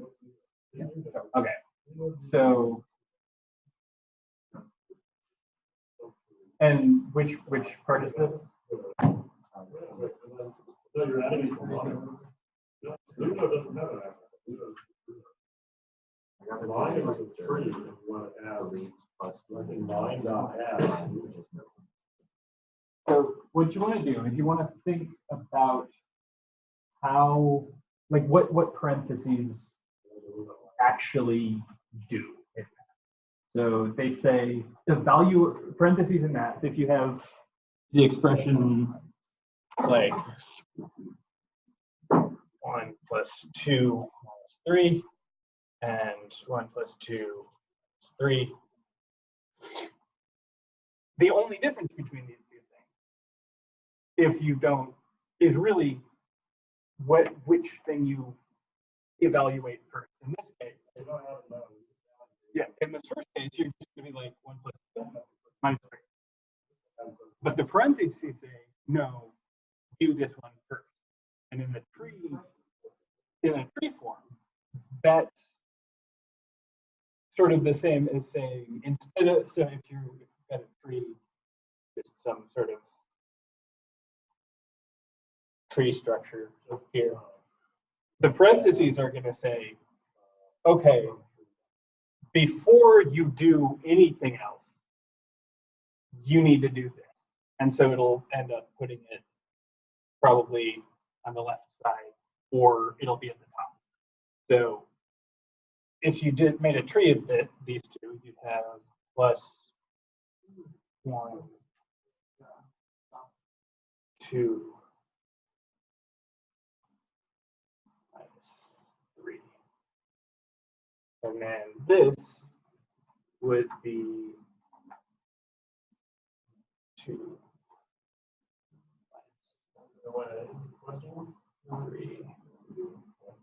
3.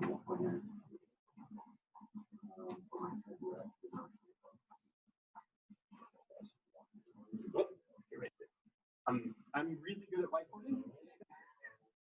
So, but you saw that like the order of evaluation would be different in each case because of how the tree.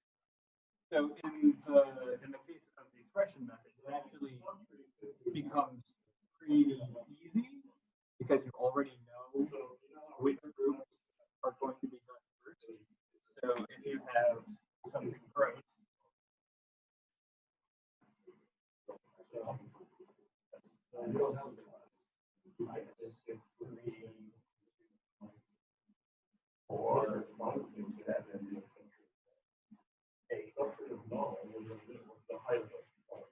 You could write.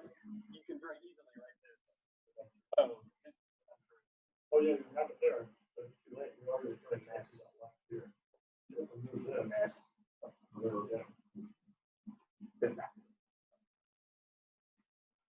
Good. Does that help? Or did that make absolutely no sense?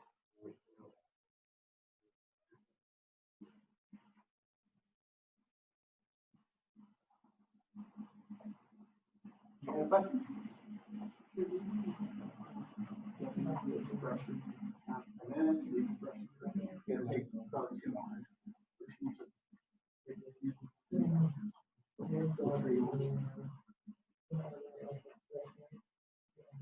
If we wouldn't need the expression. So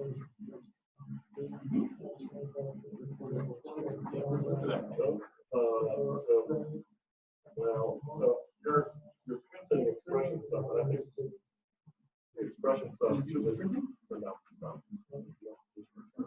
You could make What are you asking it? You could just call it. You mean that, like, one of these things is not.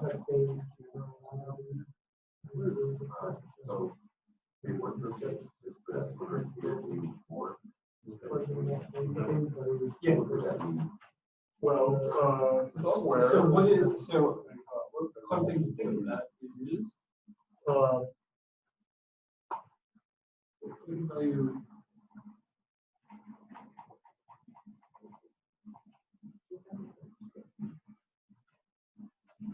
Negative one.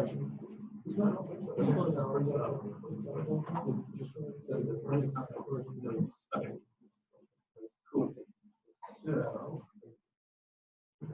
what is 73.L? You want to. Cool. And yeah, but what type is it?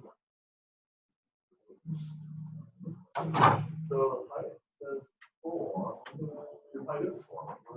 Which is there. Like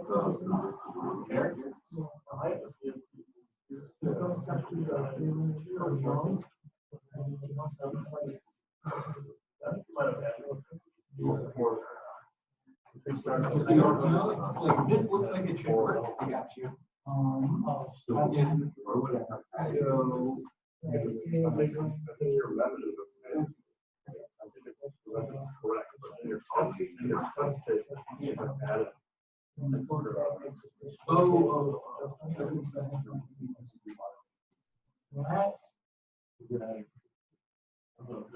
So what this loop will do is actually drain all of the tokens out of the token string. So by the time it gets here, there are no more tokens. Yeah.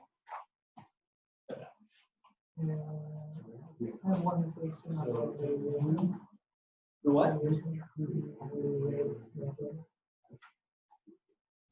Cool. But you got something. Yeah. So it looks like you've got something a little bit complicated. Maybe you haven't got more than you thought you did.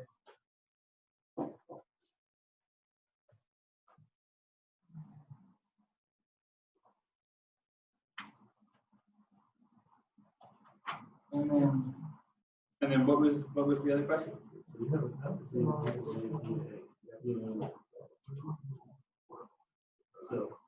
So this is.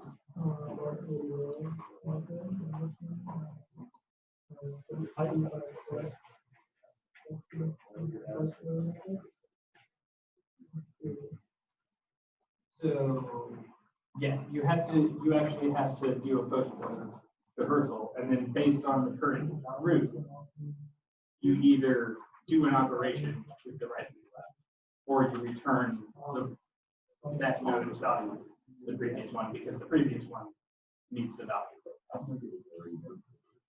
So if it's an int, if you get to a node and it's an integer, you return that because you know the value of that node is the integer. If you're in an operator, you need to know the value of that node And in order to do that, you have to get the value of the right, the left, the value of the right, and then you have to do that operation with those numbers, right?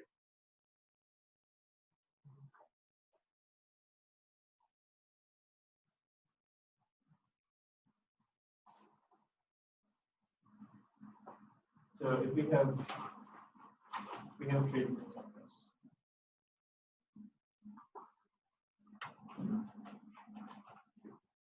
I want to know the value of this because that's the root of our expression. That represents the whole thing. What do I need to do? Which values do I need to figure that out? No. So just tell me which, like what values? No. Which values do I need? What do I need to do to figure this out? So this is an operator. An operator is not just a single value. It's saying in order to calculate the value, you need some other values, and then you need to do something with those values to produce a result. So it's saying add this. You get here and it says, yeah. So you need to go to the left, and you need to go to the right, and you need to find their values. And then you need to add them together. So you need to find the values of each side, and then do the operation, whatever that operation happens to be. So in this case, it's a plus. So we can go down here. This thing returns 1. We know the value of the left side. This one returns 2, so we know the value of the right side. This thing says to add them, so we add them. And then we return that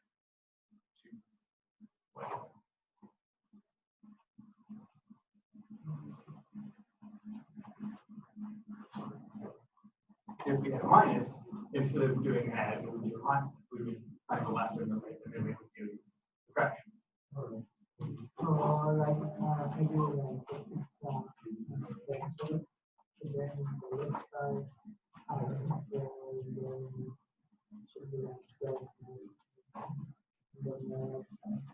That won't get you what you need because you only have done one level. That would work for this, but it will not work if you have. I literally did the same thing because I heard you saying that. I was like, wait, what? Because all you do. I knew it was wrong too. In my head, I was just typing. Then you go here and you get the value of -1. You get the value of minus, which isn't the same, and then you get the value of 3. You actually have to compute this value before you give it that, which is why you need to do a code sort. Because this part, a lot of this is navigating down to the bottom of the tree.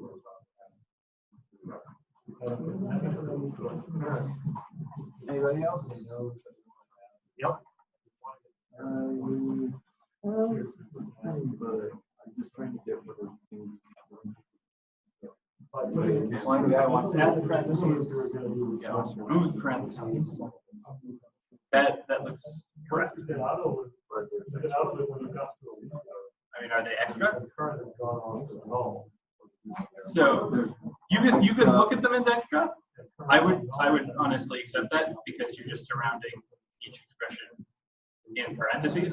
So whenever you could remove them by whenever you get to just an integer instead of surrounding it with parentheses. So you'd want to you could do a little bit of look ahead and say, oh, if the next one is an integer, then just print that integer out. And then if it's an operator, add parentheses and then count it up. Right? Works. Left to the right. It is null, we can take it out of it, so we don't want to change the character. I'm going to do this. This might look a little strange. Until it gets to So, once minus So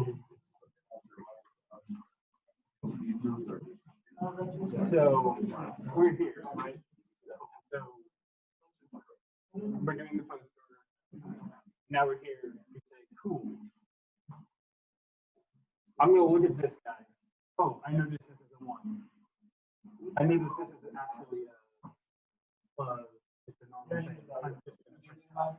So it would be like. First. Yeah.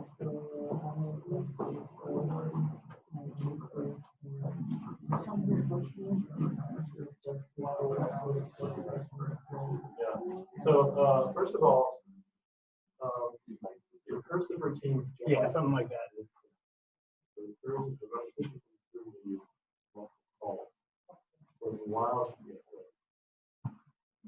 Print. We'll do it once. Just do the recursive.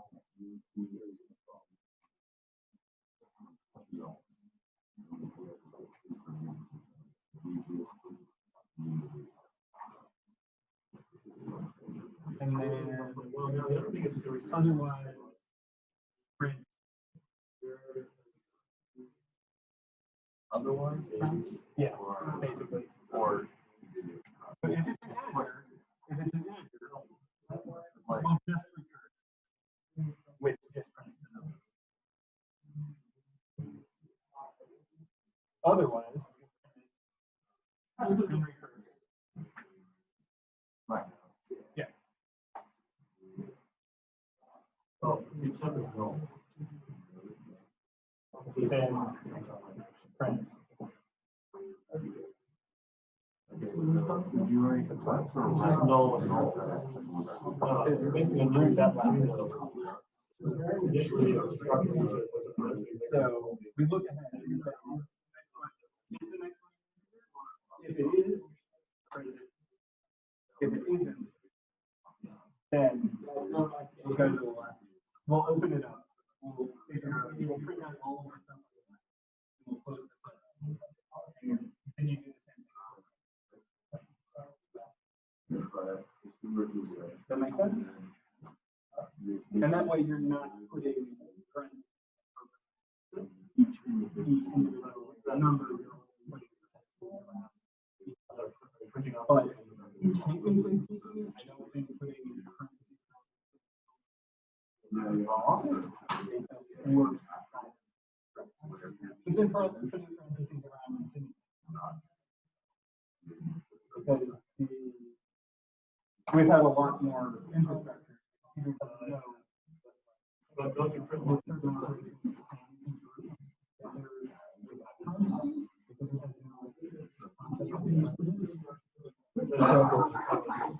and whenever we write something like this, like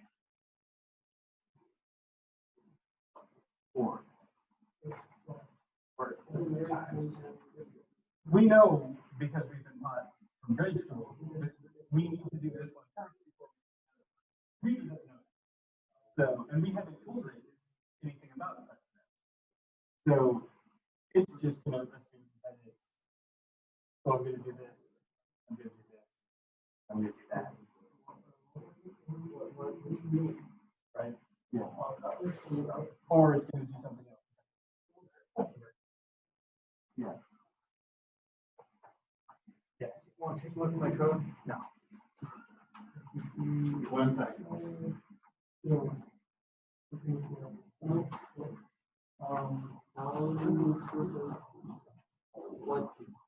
What do we need to watch out for one? What doesn't it like that?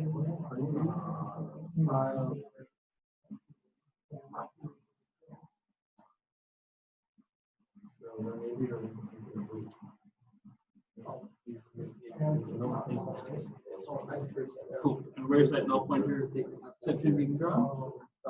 As soon as I try and print out this out. Not quite. So look at your stack. It goes down 3.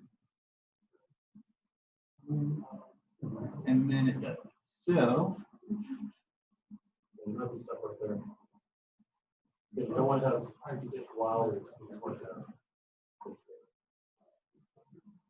What happens if the root is null? If the root is null, then it returns. You say root.element is null, not root.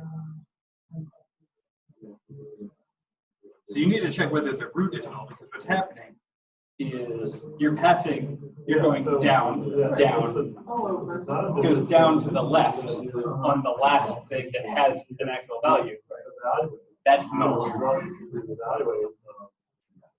Left of a leaf is null. So you passed it a null, and then you say, hey, if the element of this null thing is null, but it can't figure it out because root is null.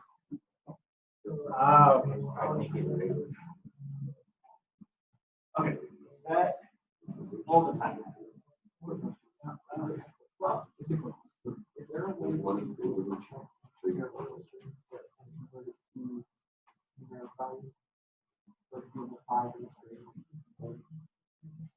Let's get back to that later. But let's get this working.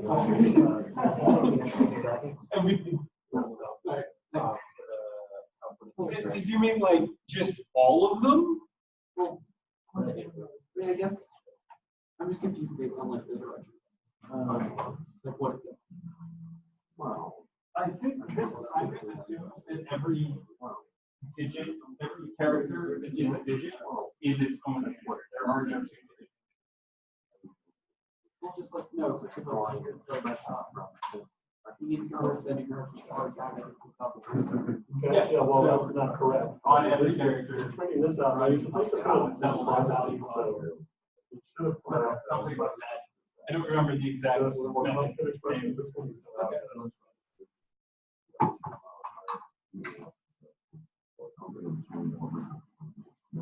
that'll give you proper.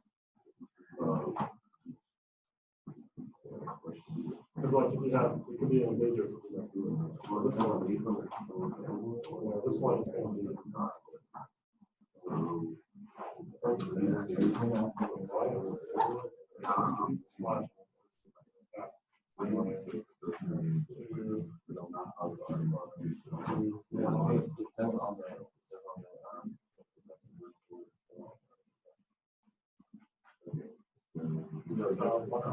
Question?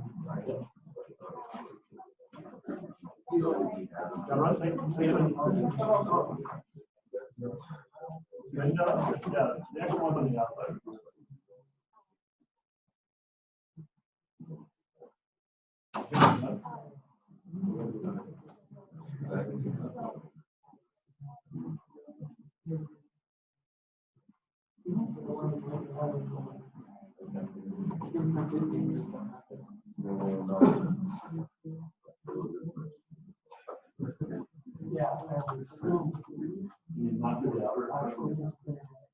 I don't get how to make this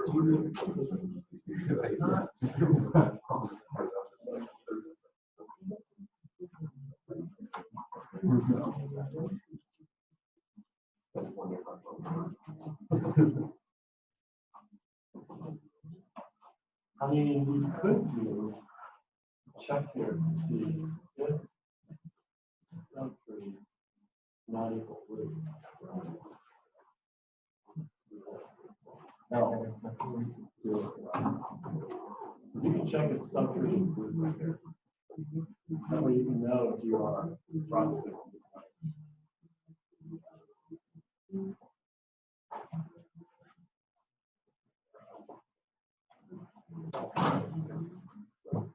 You know, if that's true, then you could do, or you could do it, this is harder. This is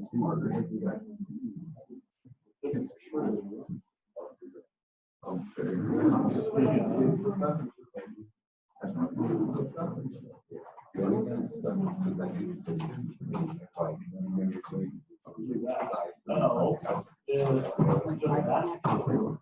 I don't get how to apply it. Yeah, that might work. I think that might work.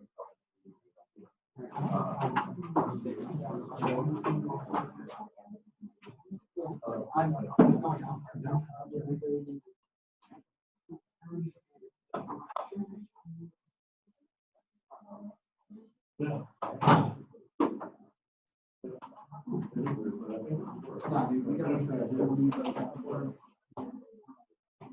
Okay. Any questions?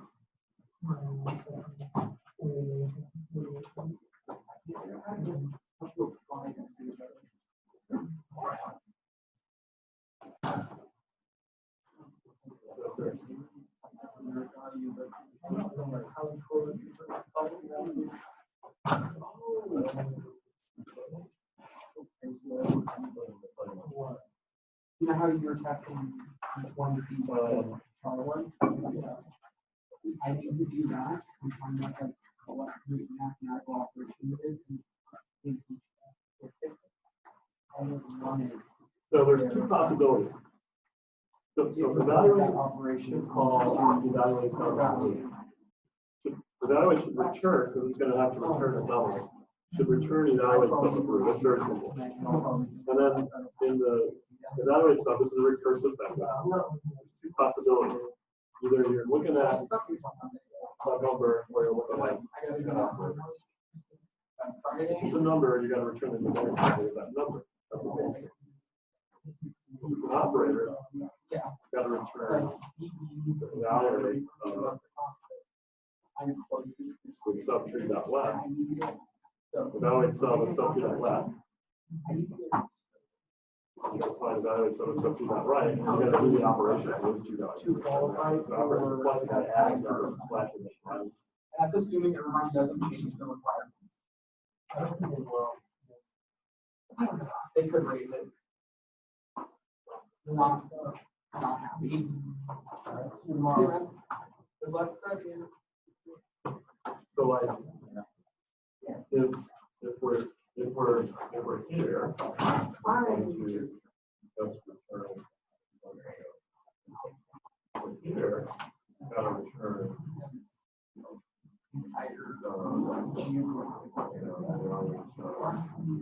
well, you gotta subtract.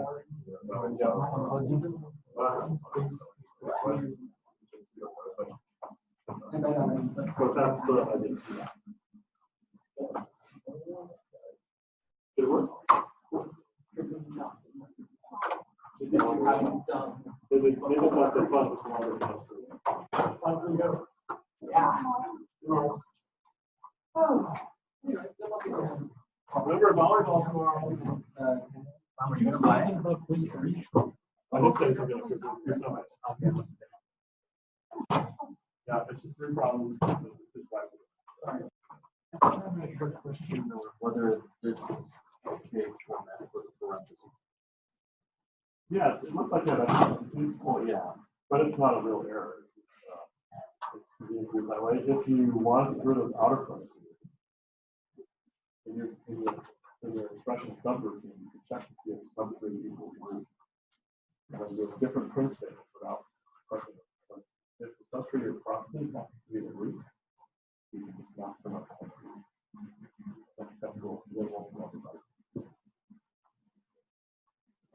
The outer ones are the ones around the numbers. Yeah, if you want to get rid of the ones around the number, you could check. I feel like that's probably really helpful. I think it's like It says monster. No, you shouldn't be doing them. You don't have to be doing parentheses if the element is an operator. Yeah. If it's not an operator, you should just print out the element. Yeah. Okay. Well, like, why do you need this then? So that's simpler. You see what I'm saying? Yeah. Yeah. So that's very striking.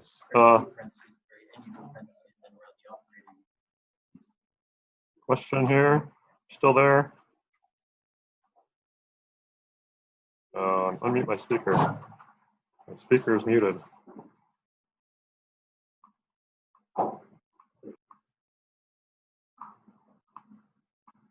Okay. Checking my answers on the drill. Actually, I'm getting an invalid ID error. It was just okay.